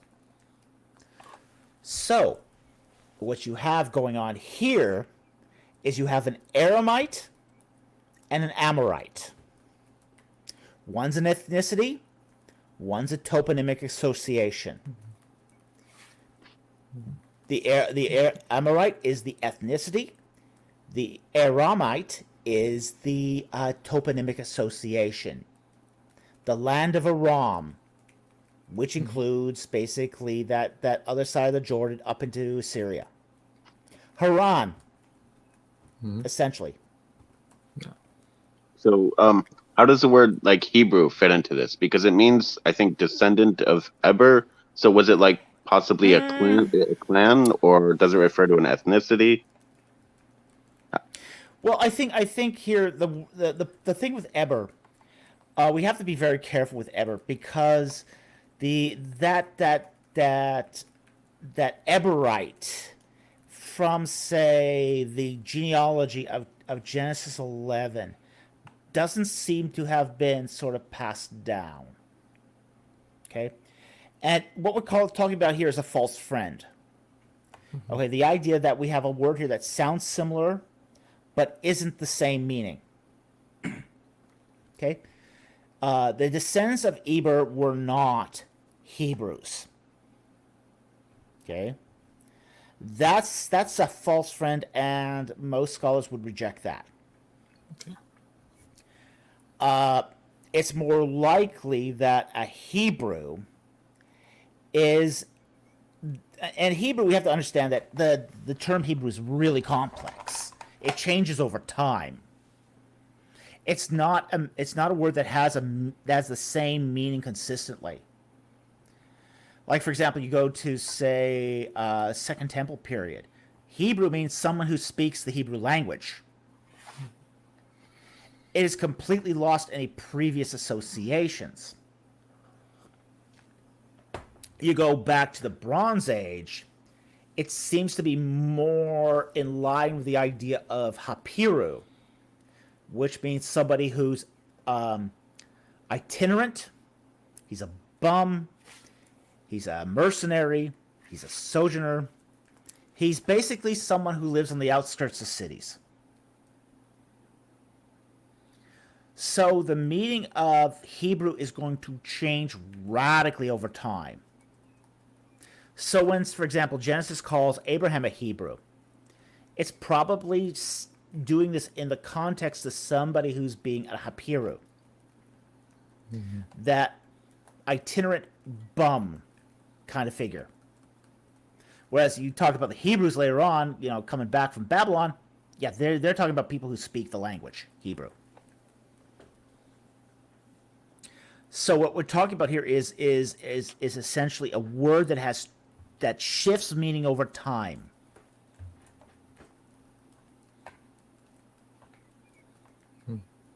So that's really going to affect how we look at that.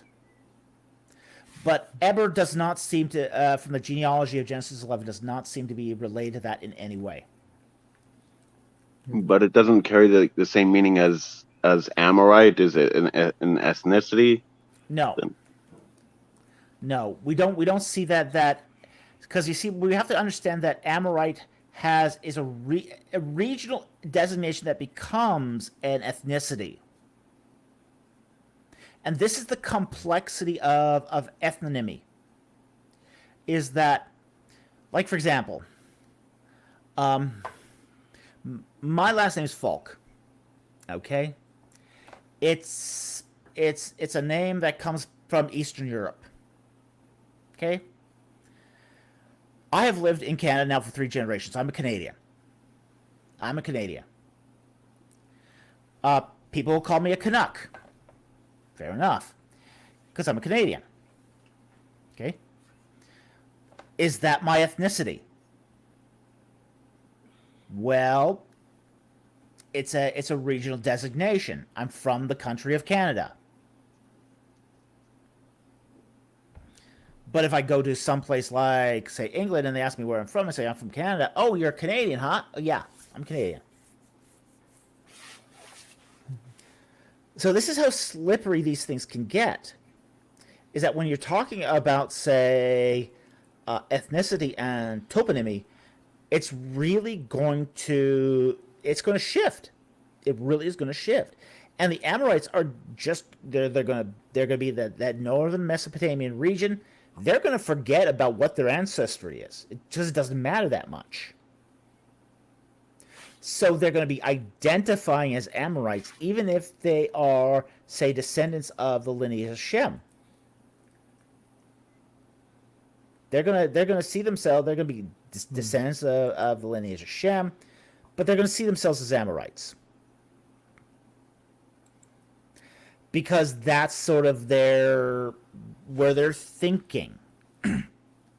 They're thinking in terms of region up there, not so much as far as, say, tribal groups. I can relate to that because I'm technically half Armenian, and I've never been to Armenia. So I've never been to Eastern Europe. So I was born and raised in Poland, and I'm like I say I'm Polish, but I am half Armenian, and then my kids probably they'll say they're English, even though I am just because they will be born, but they will be a quarter Armenian, quarter Polish. So that's ethnicity is indeed when you're traveling, when you're moving, let's say moving regions, it becomes something else than identity. Yeah, so that's going to be a big deal when we talk about, say, the ethnicity of Abraham. Mm-hmm. Yes, he's going to be descended from the line of Eber, but he's also going to identify as Amorite because that's the culture he's coming out of. Okay, I have a second question, like just to finish off, to bring the conclusion to that super chat or whatever, that question about your father was an Amorite, your mother was a Hittite, because it seems to me a little strange, given that the Genesis text says that Abraham was indeed a brother of Sarai, and it says that from the same father, just not from the same mother. So they were half siblings. Well, that's an interesting question right there. That may not be quite what it seems on the surface. Okay. Now, the fact is that it's possible they could have been half brother, half sister. That's entirely possible. That's the traditional way to read the text. Okay. But we also have to realize too that when we talk about, say, they had the same father but different mothers, and that's what the text says: same father but different mothers. The same father does not necessarily mean that his father had two wives and they had different children. Okay? Because the problem is that your grandfather was also your father. Your father, okay. Yes. Okay, now you're getting where this is going. Yeah, I see. So she could have been a cousin or quite a distant cousin. She could have been a cousin or quite a distant cousin, yes, and still have been referred to as having the same father but a different mother. But wouldn't that still make her of the same, let's say, ethnicity, that if he was an Amorite and she has the same father, then he was also then she should be also an Amorite rather than a Hittite? What was her mother? Well, I mean, okay, I guess if the mother I just wonder if, because I do know that at least ever since the coming back from the exile, they kind of identified the legitimate children as the ones from Hebrew mothers. So and all the way until today, the you prove your Jewishness by showing that your mother was Jewish. But Yeah, was it that's rabbinical. all of the time? No, that wasn't all the time. Yeah, No, so that I would actually- imagine it still is good. It was most of the history, which is I think it was in actually, Nehemiah, right? Actually, no, that did not actually take place until the rabbinical period. Okay. That's post AD. That's okay. Oh, okay. I mean, until basically the destruction of temple in 70 AD, Israelite lineage was patrilineal, not matrilineal. Right. It's only with the Jewish diaspora that it became matrilineal. Okay.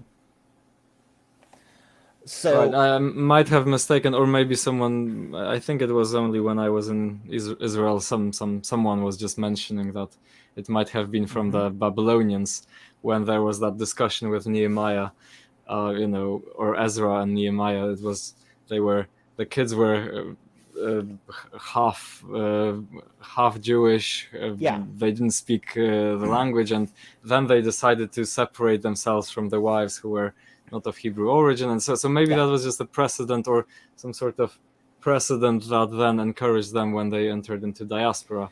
Yeah, during the Babylonian exile and the return, you did have basically family groups. The ones that were allowed to return had to have both Israelite mothers and fathers. Okay, but that was because of, say, they were trying to separate out, say, religious practices and all that. But still, it was the father that determined the line of the children. Now you get into, say, the diaspora of, say, the Roman period, and you now have basically spread out Jewish communities that are sort of cut off from Jerusalem. Who is going to know who's related to whom? So, as a matter of pragmatics, they had to switch from a patrilineal system to a matrilineal system. So that's where that really sort of comes out of. It really isn't until the Common Era that you start having the, say, the matrilineal issue. But, I mean, you can see this even in the Old Testament, where, say, Yahweh talks to Moses.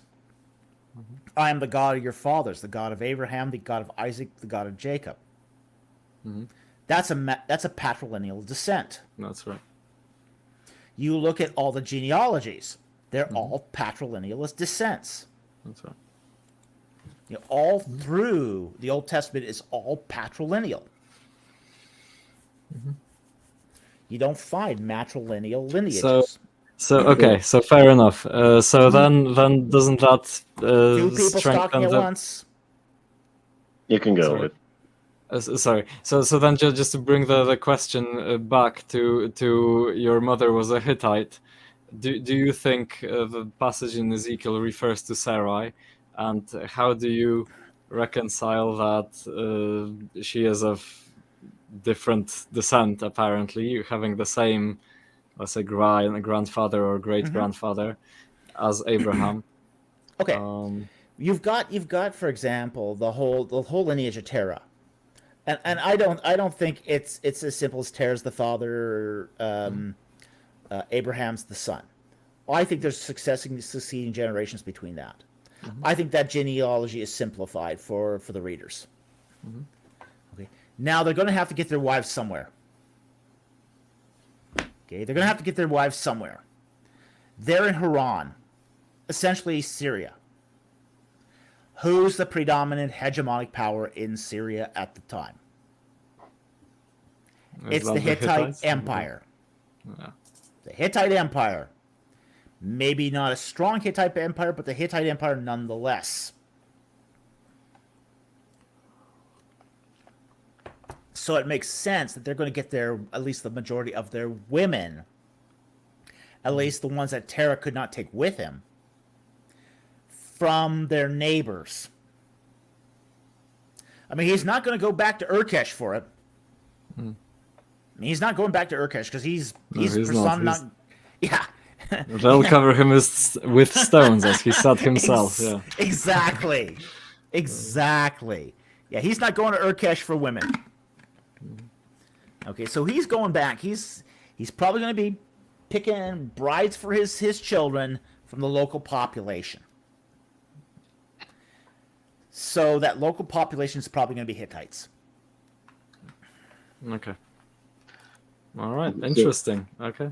Thank you. I will be leaving then. I'll say goodbye because it's 6 o'clock in the morning here in Manchester, and I have a supervision meeting. So all right. I Well, need best to of luck. All right. Thank you. Thanks a lot for this conversation. My pleasure. It was good having you here tonight. Yeah. All right. See you. So, well, returning to the discussion of the matrilineal principle, isn't that? I think it has to do with the assurance of paternity, that you can know for sure that the mother is Jewish. But if, for instance, if a man were to marry a Gentile, the child could be completely Gentile if she cheats. Or sure. I mean that's the reason why they did it. It's the reason why they did it, and plus you had, for example, with the Roman diaspora, you had the potential of war rape and all that stuff. Okay, so there's issues there that's involved with that whole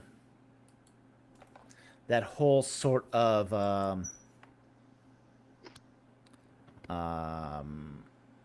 descendancy where there's questions. It's up in the air. We don't know. So given that you had that, there is definitely I think there was, in Jewish culture, there was definitely a need for them to convert to, say, a matrilineal line. But the problem with the matrilineal line is, you're now placing Israelite lineage from a patrilineal to a matrilineal line. Is it really Israelite anymore? So it's going to come down to questions of identity. If, say, the whole entire Old Testament is patrilineal, and you just sort of switch it to matrilineal on the fly, how do you maintain cultural integrity in that? And that's going to be a problem. It's going to be a problem. But, here's the thing. I mean, this is not a new problem. Jewish theologians have engaged this. They've sort of reconciled this.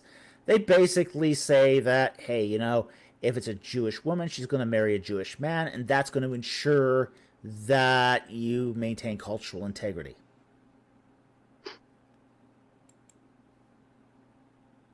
because nowadays it's become an ontological issue. So the child can only have a Jewish soul if the mother has a Jewish soul, and they place a great deal of weight on this. Yeah, they do. In contemporary halacha. Yeah.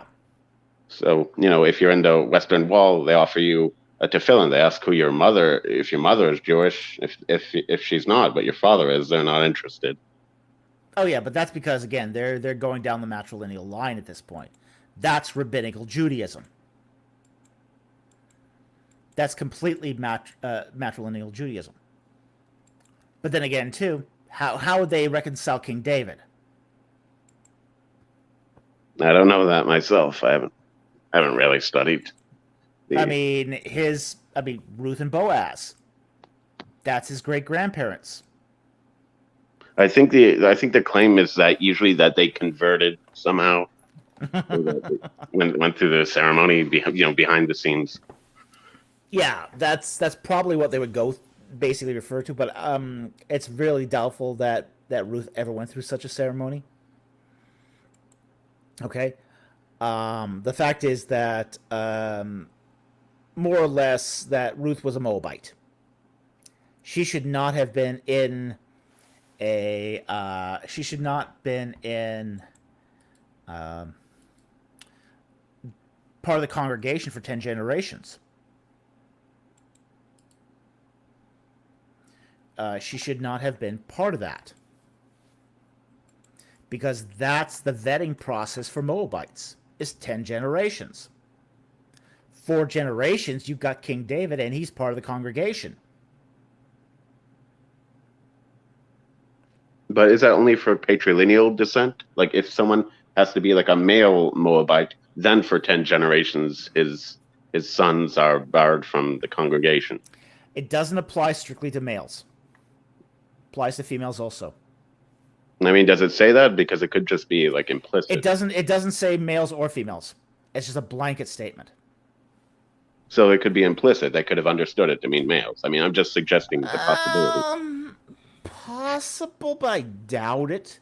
It usually would say males if that was the case.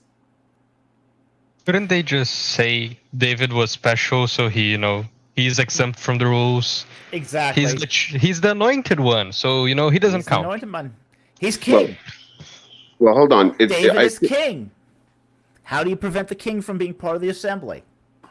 I heard an interpretation. I can't check if it's true, that there are the Book of Ruth. The genealogy of David is intended to show that there are like at least 10 generations between David and Judah, and the reason for, am I getting the patriarch right? Because he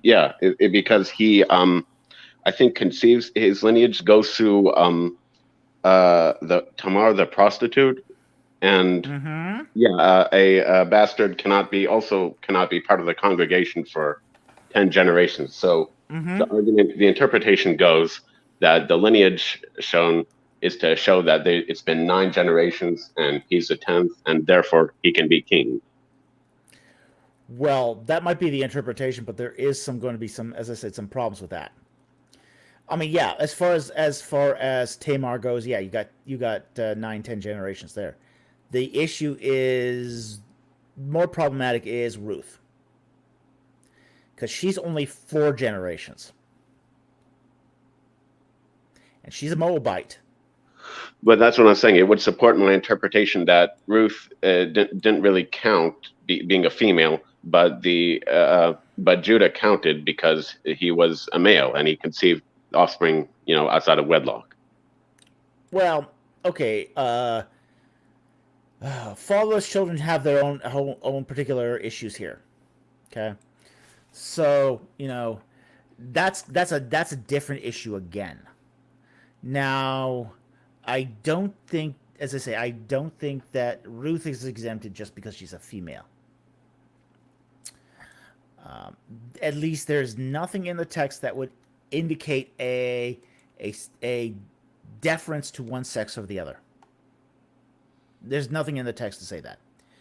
Now, the question of conversion even doesn't solve this problem, as much as we'd love it to. Because there does seem to even be, in this particular case, a vetting of a progeny over time when somebody, say, converts and marries into, say, a tribe. So you marry, a woman marries, say, a Moabite marries into an Israelite tribe, a clan.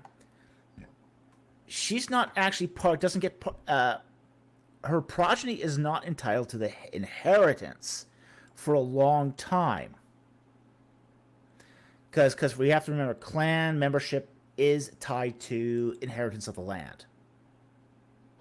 So there's an inheritance struggle here that happens over time.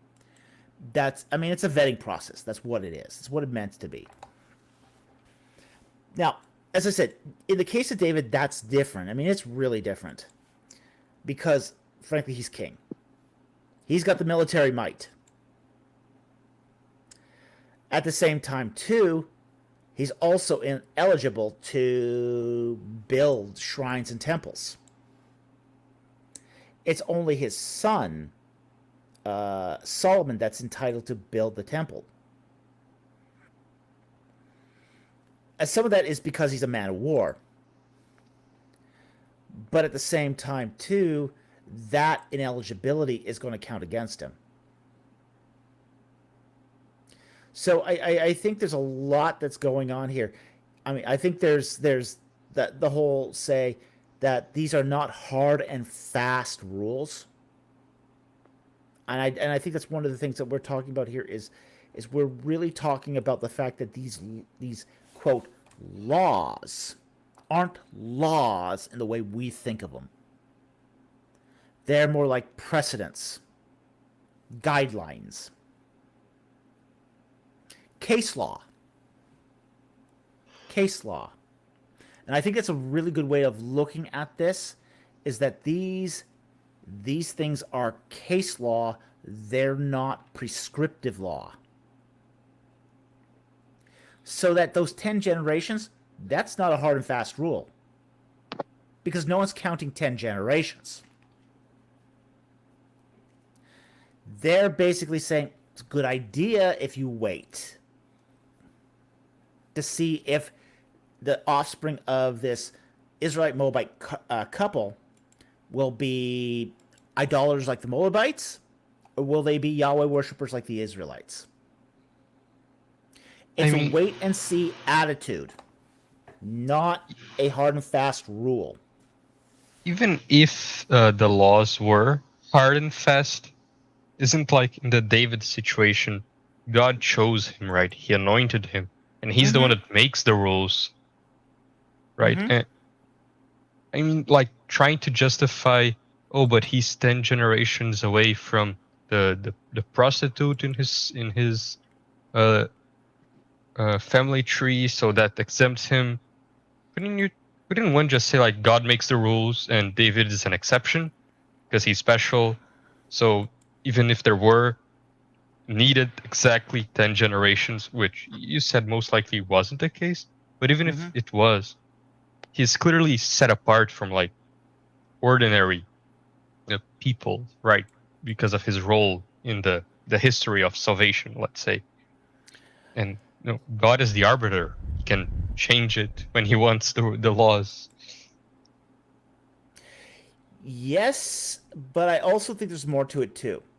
I do think it's also an example of God's grace. God's unmerited favor upon David. So, yeah, he might be special, but it's also that God is giving David special grace so that he doesn't have to go through that process. Yeah, I agree. I wasn't, like, meaning to imply. And what you're suggesting, what I'm suggesting, are not mutually exclusive. They're not mutually exclusive. So it could be both. Okay, it could be both he's special and God's grace. Yeah, I was kind of thinking more like he's special because of God's grace. I don't think, like, David merited the grace, right? He didn't merit to be exempt from the law. Oh, heck no. It's kind of like, right? It's not like, man, he was such a good shepherd, and so good, right? Not that. I was kind of going more like the way around. He's special because of the grace, and because of the grace, he's special, and so he's exempt from the laws, even if they weren't hard and fast, or if they were hard and fast. But yeah, never meant to imply his shepherding skills made him better than anyone or deserving of God's grace. He's a really good shepherd. Yeah, that's why he was given grace, because he's such a good shepherd. He beats those wolves. Yeah, for a second. No. Hi, Chow Yi. Oh, hey, can you hear me? I can hear you. How's it going? Yeah, good. Yeah, I think this is the very first time I'm actually talking to you straight. Yeah. Yeah, hey. I know, it's totally underwhelming. Yeah, probably also the first time I'm appearing in on YouTube. Well, we're glad you're here tonight. Welcome. Yeah, it's afternoon where I am. Well, it's 10 p.m. Southeast here. Asia.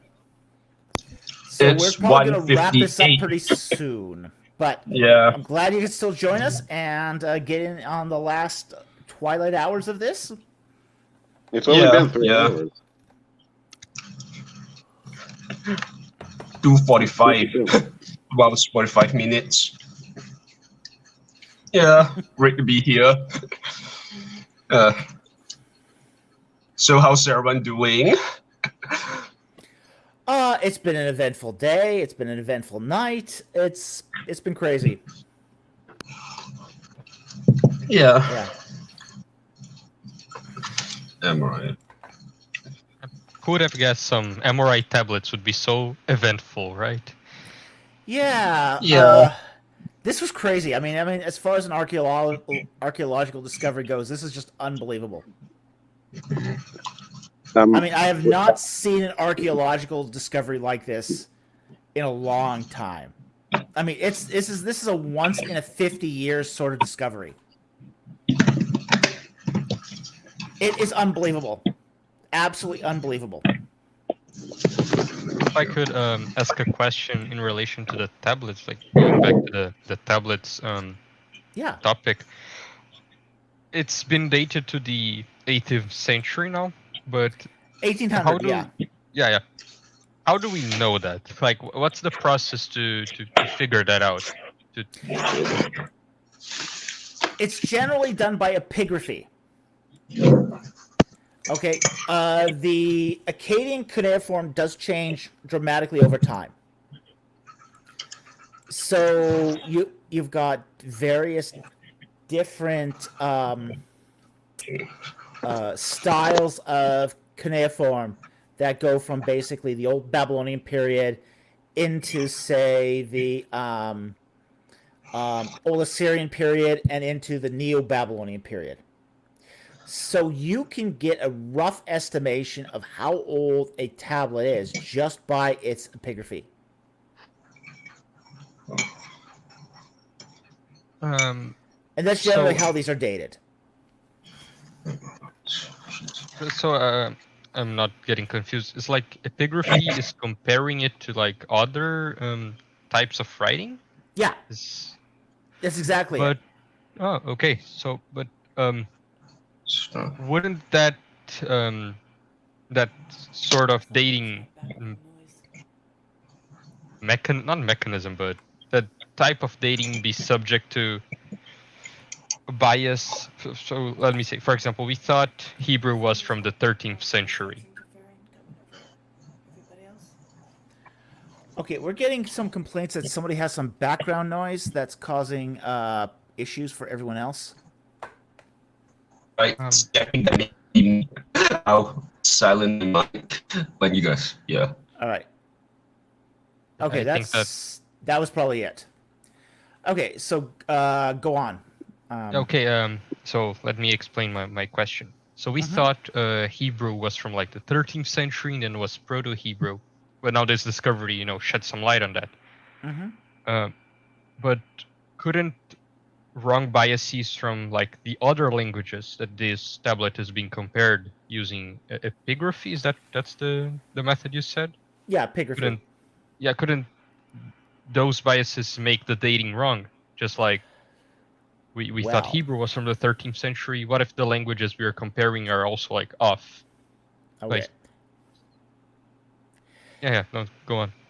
The difference here is that we are comparing it to the Akkadian. And unlike, say, Hebrew, we have got a lot of Akkadian texts. 90% of all the texts that we have from the ancient Near East are Akkadian. 90%. We have thousands of tablets from the ancient Near East that are Akkadian. So the dating and epigraphy of Akkadian is very well established. It's got a good evidential basis. It's very, very, it's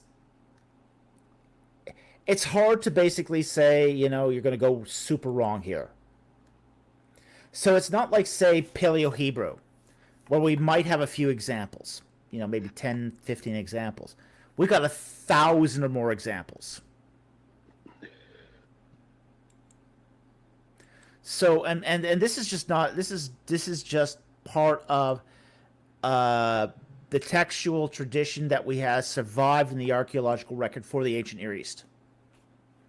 As I said, essentially 90% of all the texts we have are Akkadian, from Mesopotamia.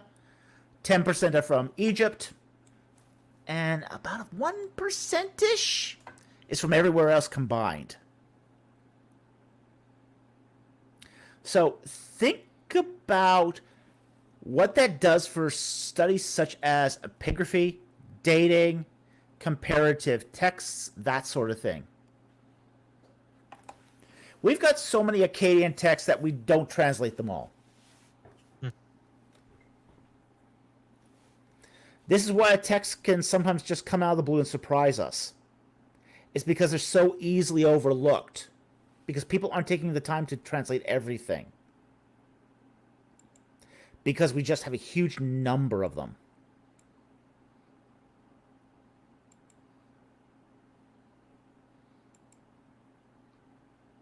Does that answer your question? Yeah. No, yeah, absolutely. If there's such like a large corpus to compare it to, it wouldn't be subject to this sort of mistake. Yeah. Yeah, exactly. it makes sense. Mm-hmm. So if Dr. Falk is thinking of wrapping up the live stream, are you still going to answer like the questions in the chat, because there are a couple of important ones you haven't. All right. Point me out the important ones, and I will take a look at them. So they're both linguistic ones. So it's about whether, for instance, the Hebrew word nashim, which is a plural of isha, it's hypothesized to be nisha in like Proto-Hebrew. Has that been confirmed or? As far as I know, I don't know that yet. I'm still looking at the Amorite tablets myself, and I'm still trying to see if there is how much of this is going to translate over. And so the second one is about pluralization, because I'm not sure if it's something that's confirmed yet, but supposedly Proto-Hebrew also has a different kind of pluralization, where it adds a kind of hey before the final letter. So, for instance, bait, instead of what we know as baitim, would be bahat. That would be like multiple houses, and that's where kind of Abraham's name comes from. He's like a father of a multitude. That does not seem to be as extant in Amoritic. We do have some instances of plural constructions in the Amoritic tablets. That H does not seem to be there. So what do you think that Abraham means? Like, what do you think they add the extra hey? Well, I'd have to look into that deeper, but at this point, I can't say. I don't know. But it doesn't look like they added that to the Amoritic. Now, that isn't to say he didn't get that from elsewhere. But, again, not sure. I'd have to look into that some more. All right, thank you.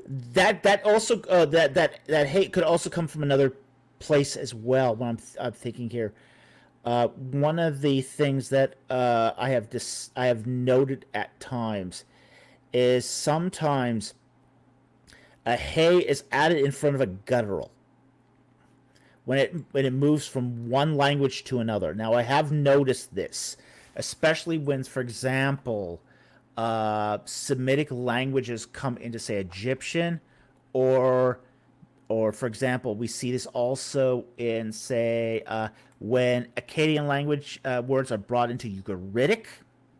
Sometimes in front of a guttural, an extra hey is added. So that's a possibility for the hey as well. So do you think it comes from like the local dialect, like Canaanite or Ugaritic? It could be local Canaanite that's being brought into Amoritic. That's a possibility. Maybe Abraham is taking his name from a Akkadian word and bringing it into Amoritic, in which case that would also explain the extra hay.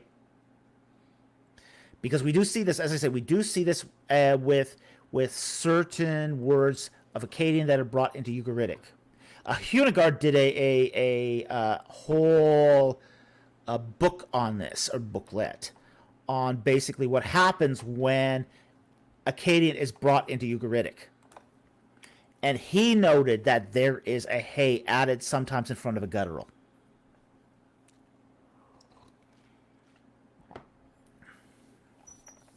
So it's possible that's a possibility for it.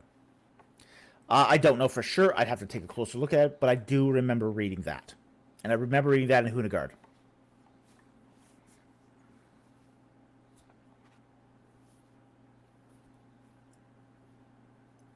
Okay, so thanks for the answer. Anyone else going to speak? I have a question.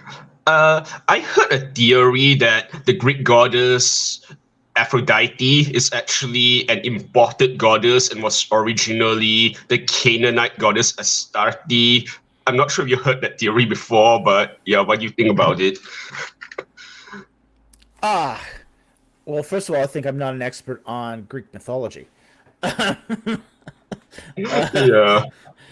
Okay, so I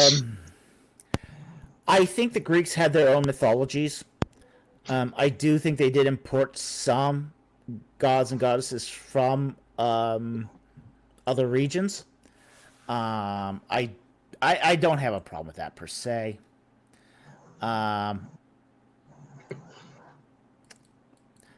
But I think at the same time too, I think there's some. I think the Greeks also had indigenous gods of their own. Now, Yeah. I like, for example, Dionysius. I think that's probably an imported god of some kind.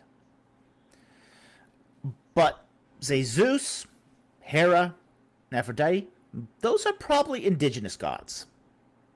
Those are probably ones that are indigenous to their local communities. I don't have a lot of evidence right now to say otherwise. I mean, I know in the case of Dionysus that was probably imported. We do see in some religions where there are imported deities. We see this in Egypt with, say, Bes. I mean, he's an imported deity. Baal is an imported deity to Egypt. So there are going to be various imported deities for any polytheistic religion. Is Aphrodite? I can't say. I don't know enough about it to tell. So, but maybe, maybe not. I don't know. Okay. Talking about imported deities, do you think, like, we have mentions of Yahweh, the name, in polytheistic ancient Near Eastern religions? Do you think they like imported from the Hebrews Yahweh, or it's just like the same name and not like the same God, totally like unrelated, just same name for different divine beings? Which religions are you talking about here? I mean, I don't remember them off the top of my head. I can try to search here, but I do remember one in the ancient Near East where Yahweh was a thunder deity. Let me see if I can find it in some like atheist site where they just say like, oh, Yahweh comes from some pagan religion. Oh, that. There's no evidence. There's no evidence that Yahweh was a thunder deity. That's kind of an atheist mythicist thing that sort of floats around every now and then. Now, I do think that there's good warrant for believing that the Israelites imported Yahweh from, say, Midianite religion. I think there's good evidence for that. But I don't necessarily think that, say, Yahweh was...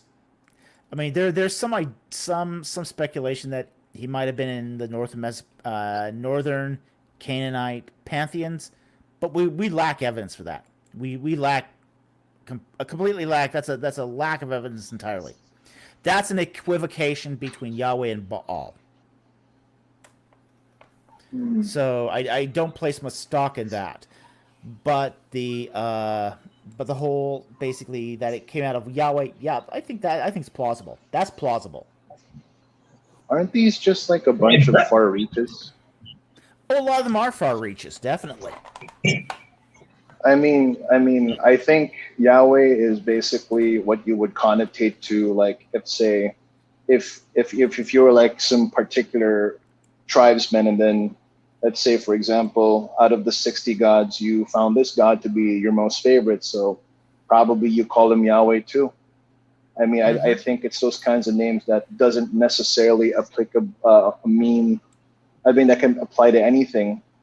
And yeah, you know, the the atheo twats would usually use that in scripture. See, your Bible uses the word Yahweh. Well, why don't you? Well, okay, then what's the context there? What's the cultural context?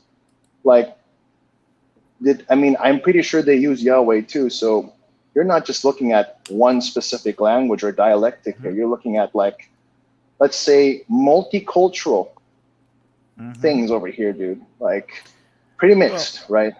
Yeah. To address Christomauus here, yes, it is a common view in biblical scholarship. Again, what's the evidence? What's the warrant? You know, there's a lot of views that are very, very common in biblical scholarship. You know, the documentary hypothesis, very, very common view in biblical scholarship. There's no evidence for the Exodus, very common view in biblical scholarship. Until very recently, there's no Davidic kingdom, very common in biblical scholarship. Now it's been overturned.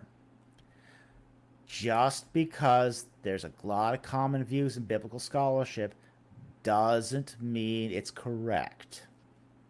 And it doesn't mean we have a lot of evidence for it. We have very little evidence that Yahweh was a storm god.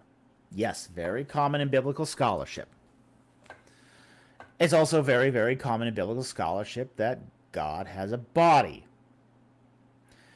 But it's also not very... The evidence is quite weak for that. So, you know, a manifested body is not the same as having a physical body. But there you go. So just because a lot of views are very common in biblical scholarship doesn't mean they actually have good supporting evidence. Why would you say then they are so prominent if they have so little evidence? I'm sorry, repeat that, please. Why would you say those types of views then are so widespread if they have such little evidence to back them up? A few reasons, actually. One, biblical scholarship promotes skepticism. It really does. I mean, if you are in a department of biblical studies, you're not usually in a confessing school of any kind. You are being fed skepticism. So you're going to be challenged to accept views that sort of go against what the documents say.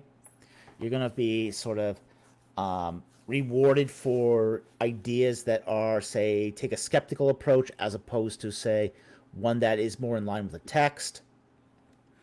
So you are getting rewarded for that kind of approach and thinking. So this is why, for example, biblical studies departments are so full of atheists. You know, that's one of the reasons, is because, you know, these are places where, you know, atheism thrives. It absolutely thrives in these places. On the other hand, too, there is also the idea of, say, academic tradition. It's the academic tradition that, say, skeptical theories rule. Because there's this sort of, it's almost kind of like the legal concept of stereodoresis. You don't question the scholarship of the past unless you really, really are sure of yourself and you got really, really good evidence. And very few people are going to accept that because everyone accepts it already. And that's very powerful in, say, scholastic thinking. So, today, I'll just give you a small example from Egyptology. The Verda book, which is sort of one of the first big, massive dictionary for ancient Egyptian language. It is wrong on so many readings it is not even funny. But because it's old and accepted and everyone uses it, nobody questions it unless you really want to go to the mat on it. It's become part of the scholarly tradition. Biblical studies also has its scholarly traditions. One of those, as I say, is the documentary hypothesis. While it's now mostly abandoned in Europe, in North America, it's still gospel. Absolute gospel. You can't do biblical studies without at least consulting the documentary hypothesis. So we got this issue in, say, every sort of academic, and this is not just true in Egyptology and biblical studies, this is true in every academic field, that academic fields are built upon academic traditions. And the fact that we accept those traditions going forward, even if they're not necessarily correct. So there's several reasons why we see this much more in, say, or we see this in this sort of, say, skepticism in, say, biblical studies. And the other factor too is because we are dealing too with one book in, say, biblical studies. I mean, the Old Testament essentially, and maybe the New Testament for New Testament studies, but you are talking about a limited corpus, and because you don't have as much, say, textual, you're not interacting with other texts.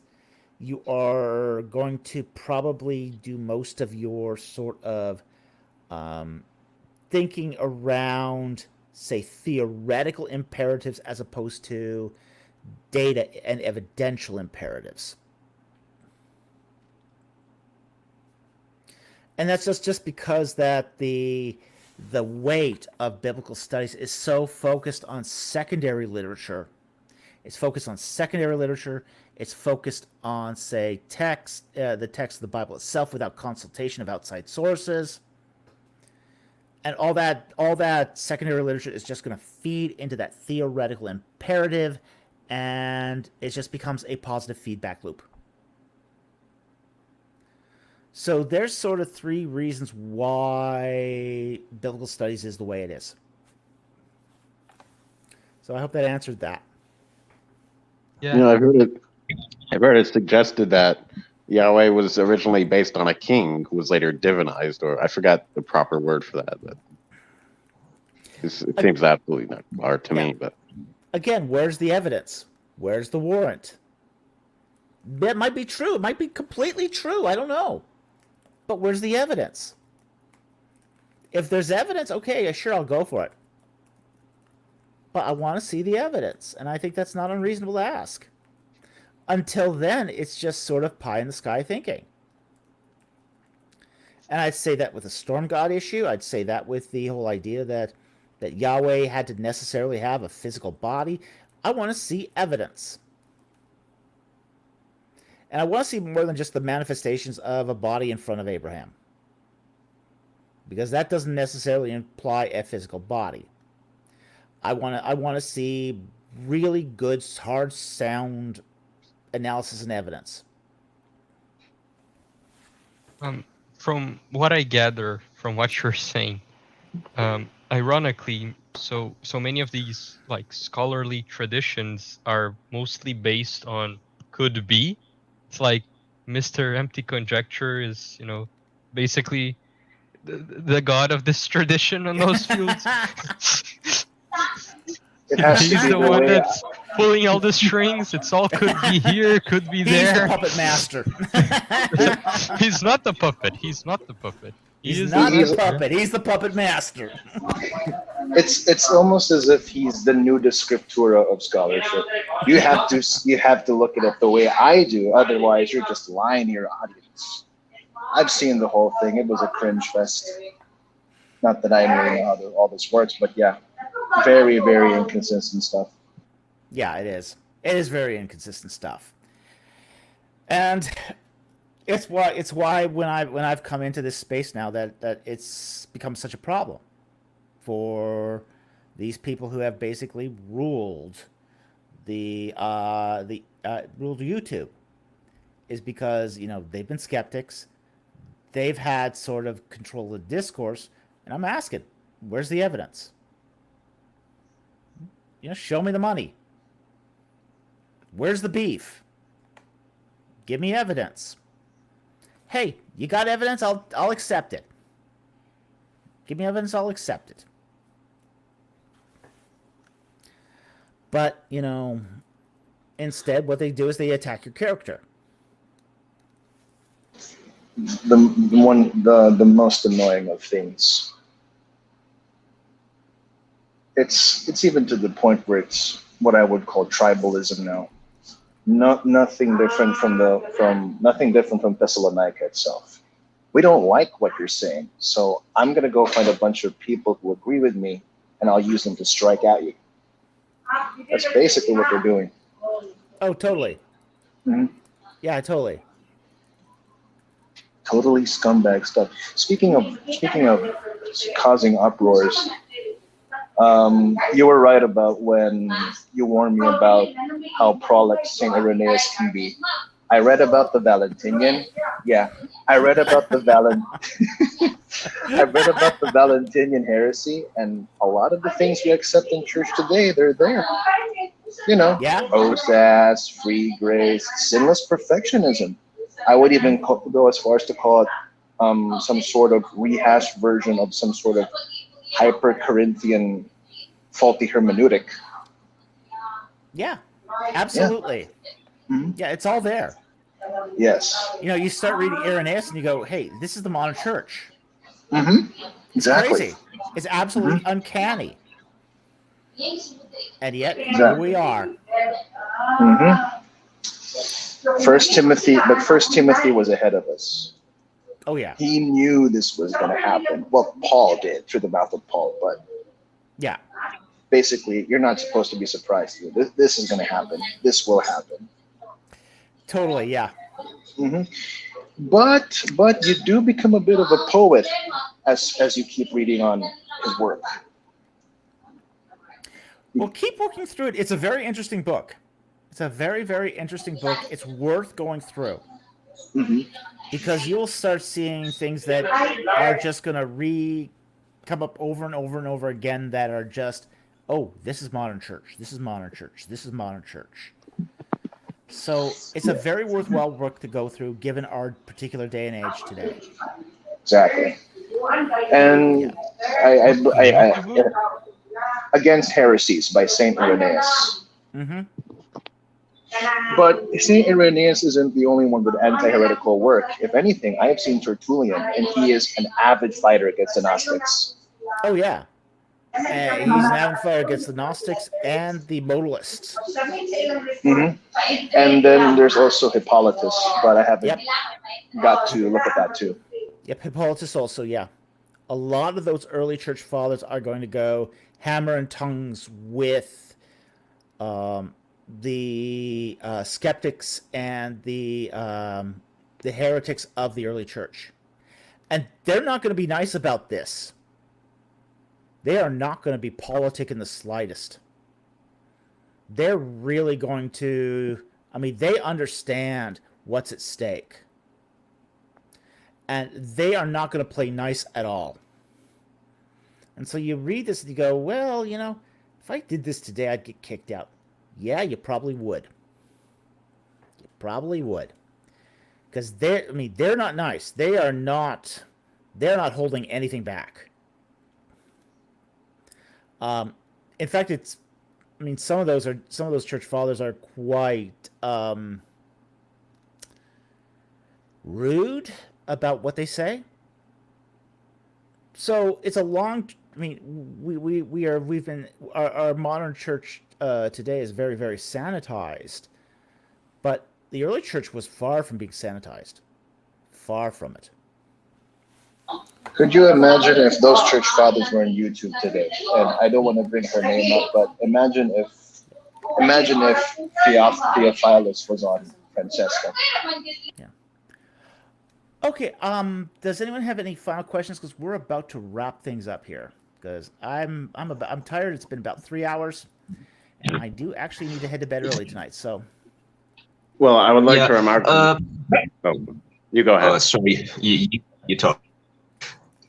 Okay, so back to the subject of imported gods. Is it possible that El and Baal were actually imported Indo-European gods? Because of Skyfather and Storm God, Zeus, Odin, and Thor. I heard that those are the two common archetypes in the Indo-European pantheon: Skyfather and Storm God. So could El and Baal actually fit those archetypes? Could they have inherited them from the Hittites or something? I don't think so. For one thing, Zeus is both the Skyfather and the Storm God. He's one and the same. So I think in the case of Zeus, and we have to understand that these archetypes happen all over the world. Okay.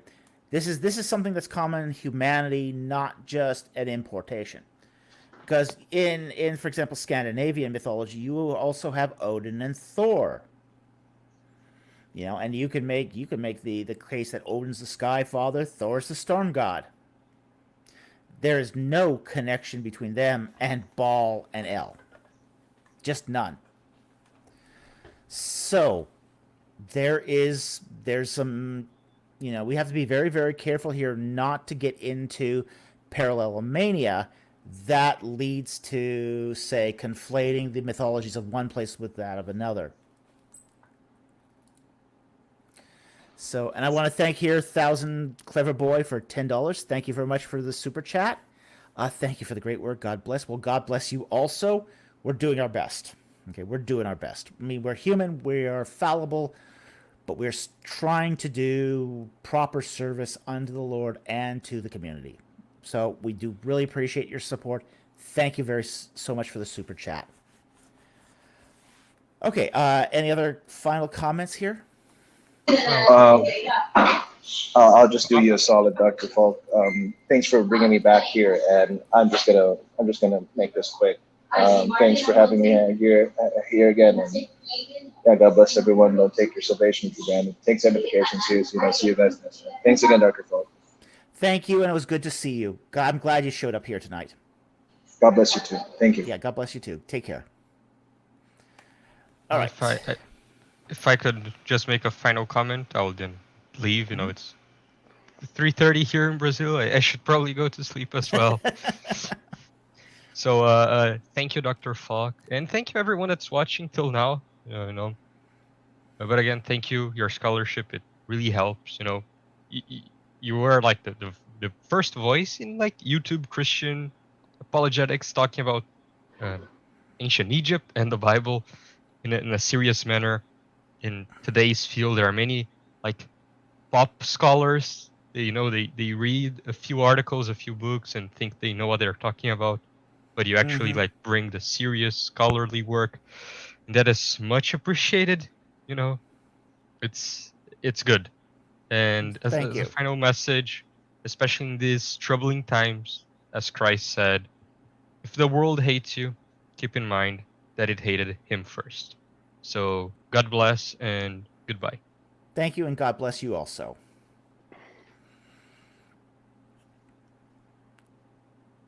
Okay, who's next? I'm not a big talker, but I would like to thank Dr. Falk for hosting this, and also say that we should all be praying for him. Yeah. Well, thank you. I could use all the prayers I can get, especially at this point in time. So I do appreciate and very, very much cherish your prayers. And very much appreciate it. Well, thank you. Yeah. So very much appreciate it. Okay, maybe one final question. John the Baptist resist, as Elijah. Yes, I could not resist. I think I asked this about 3 times in a row, 3 times in a row for 3 weeks. John the Baptist as Elijah. Why?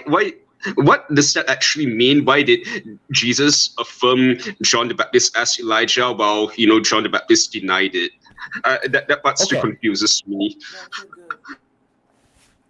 That's a good way to leave. Yeah. Okay.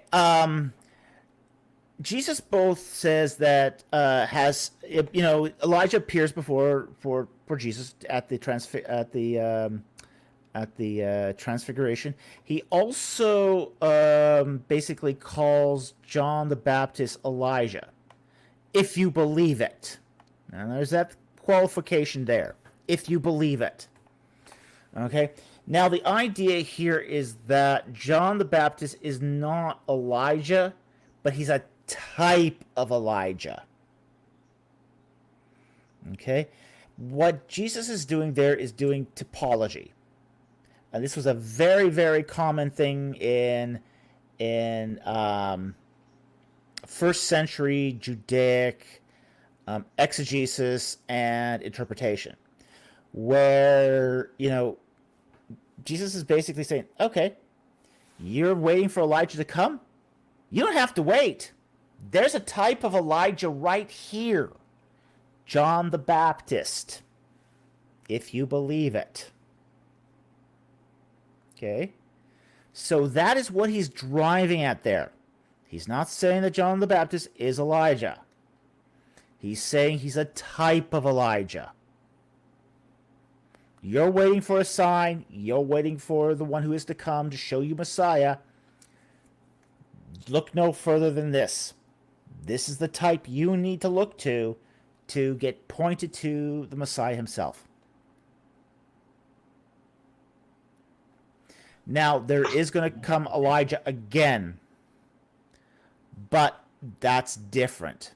I mean, there's going to be the appearance of Moses and Elijah on the mountain, and that's going to be another appearance of Elijah. But there's also Elijah of the last days. But what Jesus is saying to the Jews is, hey, you want a sign, you want Elijah, look to him. He'll point you to Messiah, and that will point right back to me. And he's doing typology to get there.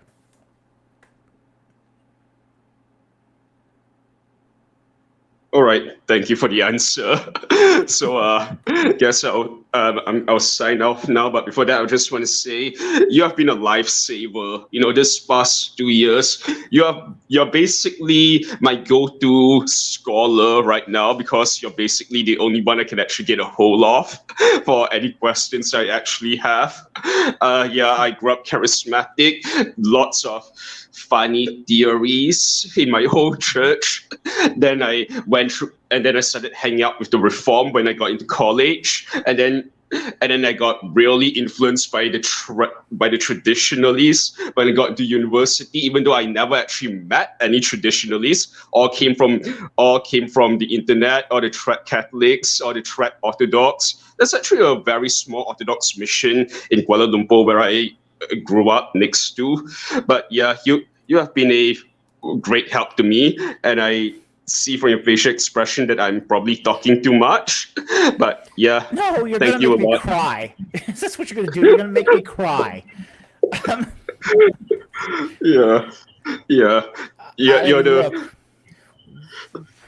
We love hearing these stories. We like to know we're making a difference. That's why we did Yeah. this. You know, we did not start this YouTube channel to make money. We started it to change the world, to teach the next generation, to raise up new disciples in Christ. That's why we did this. To hear that people are benefiting, that they're growing, that they're getting a love for the Bible and the ancient Near East. You know, that's just, oh my, yeah, you are making me cry. Good going. Yeah, trust me, you are making a huge difference. Just the fact that we can come on the live stream every week and ask pressing questions, I believe it has helped a lot of people. It has helped a lot of people, me included. Yeah, I mean, like I always hope to get into biblical studies, Syriac studies particularly, because because it's a very underappreciated fact for subtype of Christianity, and I'm actually descended from the first Tang emperor. The second Tang emperor was one who actually brought in Alopen and the Assyrian missionaries during the 600s.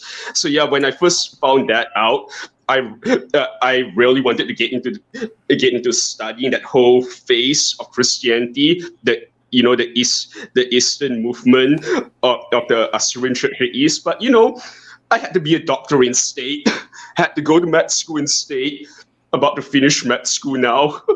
So yeah, that'll be my career. The Syriac studies, I hope to make that my side hobby or whatnot. Who knows? Maybe I really will be able to do it. But yeah, the fact that you exist greatly helps all of us. You're our go-to PhD in biblical studies now. Like you're our go-to scholar. So thank you so much. You have been a major help in my walk with God. And yeah, thank you so much. Signing out now. You're most welcome. Thanks and bye. God bless you. God bless you. Oh boy, that was an emotional load. All right, and then there was one. Talk, I'll make it worse. Oh, are you? You're gonna make me start bawling? Of course. That's my job. No, I'm kidding. I see. No. I want to kind of echo sentiments. I mean, if I didn't find value here, I probably wouldn't have stuck around. But it's fun. I enjoy it.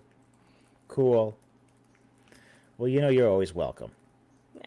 You're a friend. You've given me a place to call home. Awesome. That is really awesome to hear. So, it's been great. We love you so much. We love you so much. And I'm just so glad you're here. Yeah. I really like you. No, thank you. we do. You're fun to have around. Oh, jeez. Now I'm going to make you cry. See? Yeah, right?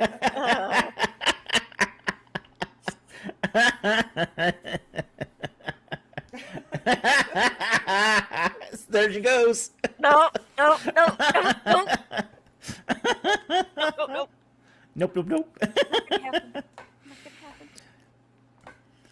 I'm so glad you came back to the Discord server. So glad. Yeah. It hasn't been the same without you.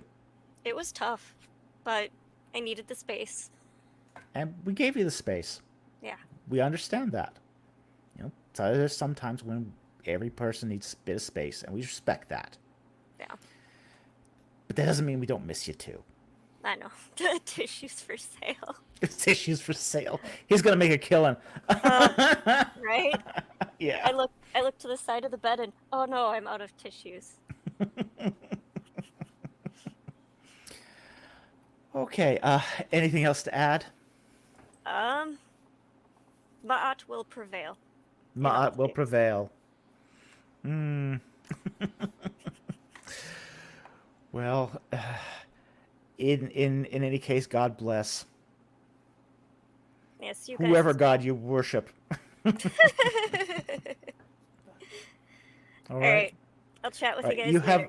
Absolutely. You have a great night. Yep, you too.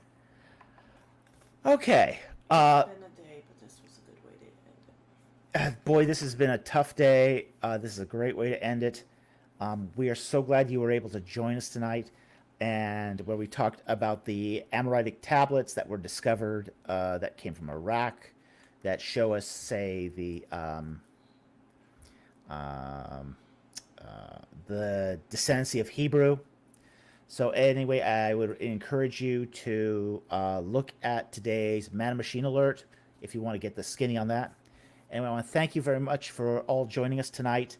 We had a really great turnout tonight. A consistent 37 users across the board, up to 50. And that's a good turnout for us. So I want to thank everyone for showing up tonight. We won't be doing these live stream open roundtables very often, but we're going to do them on occasion, because we're hoping people will enjoy them and be able to come and interact personally with me. So with that said, I want to wish you all a really, really great night. Thank you for watching, and I will see you next time on Ancient Egypt and the Bible. Good night, everyone.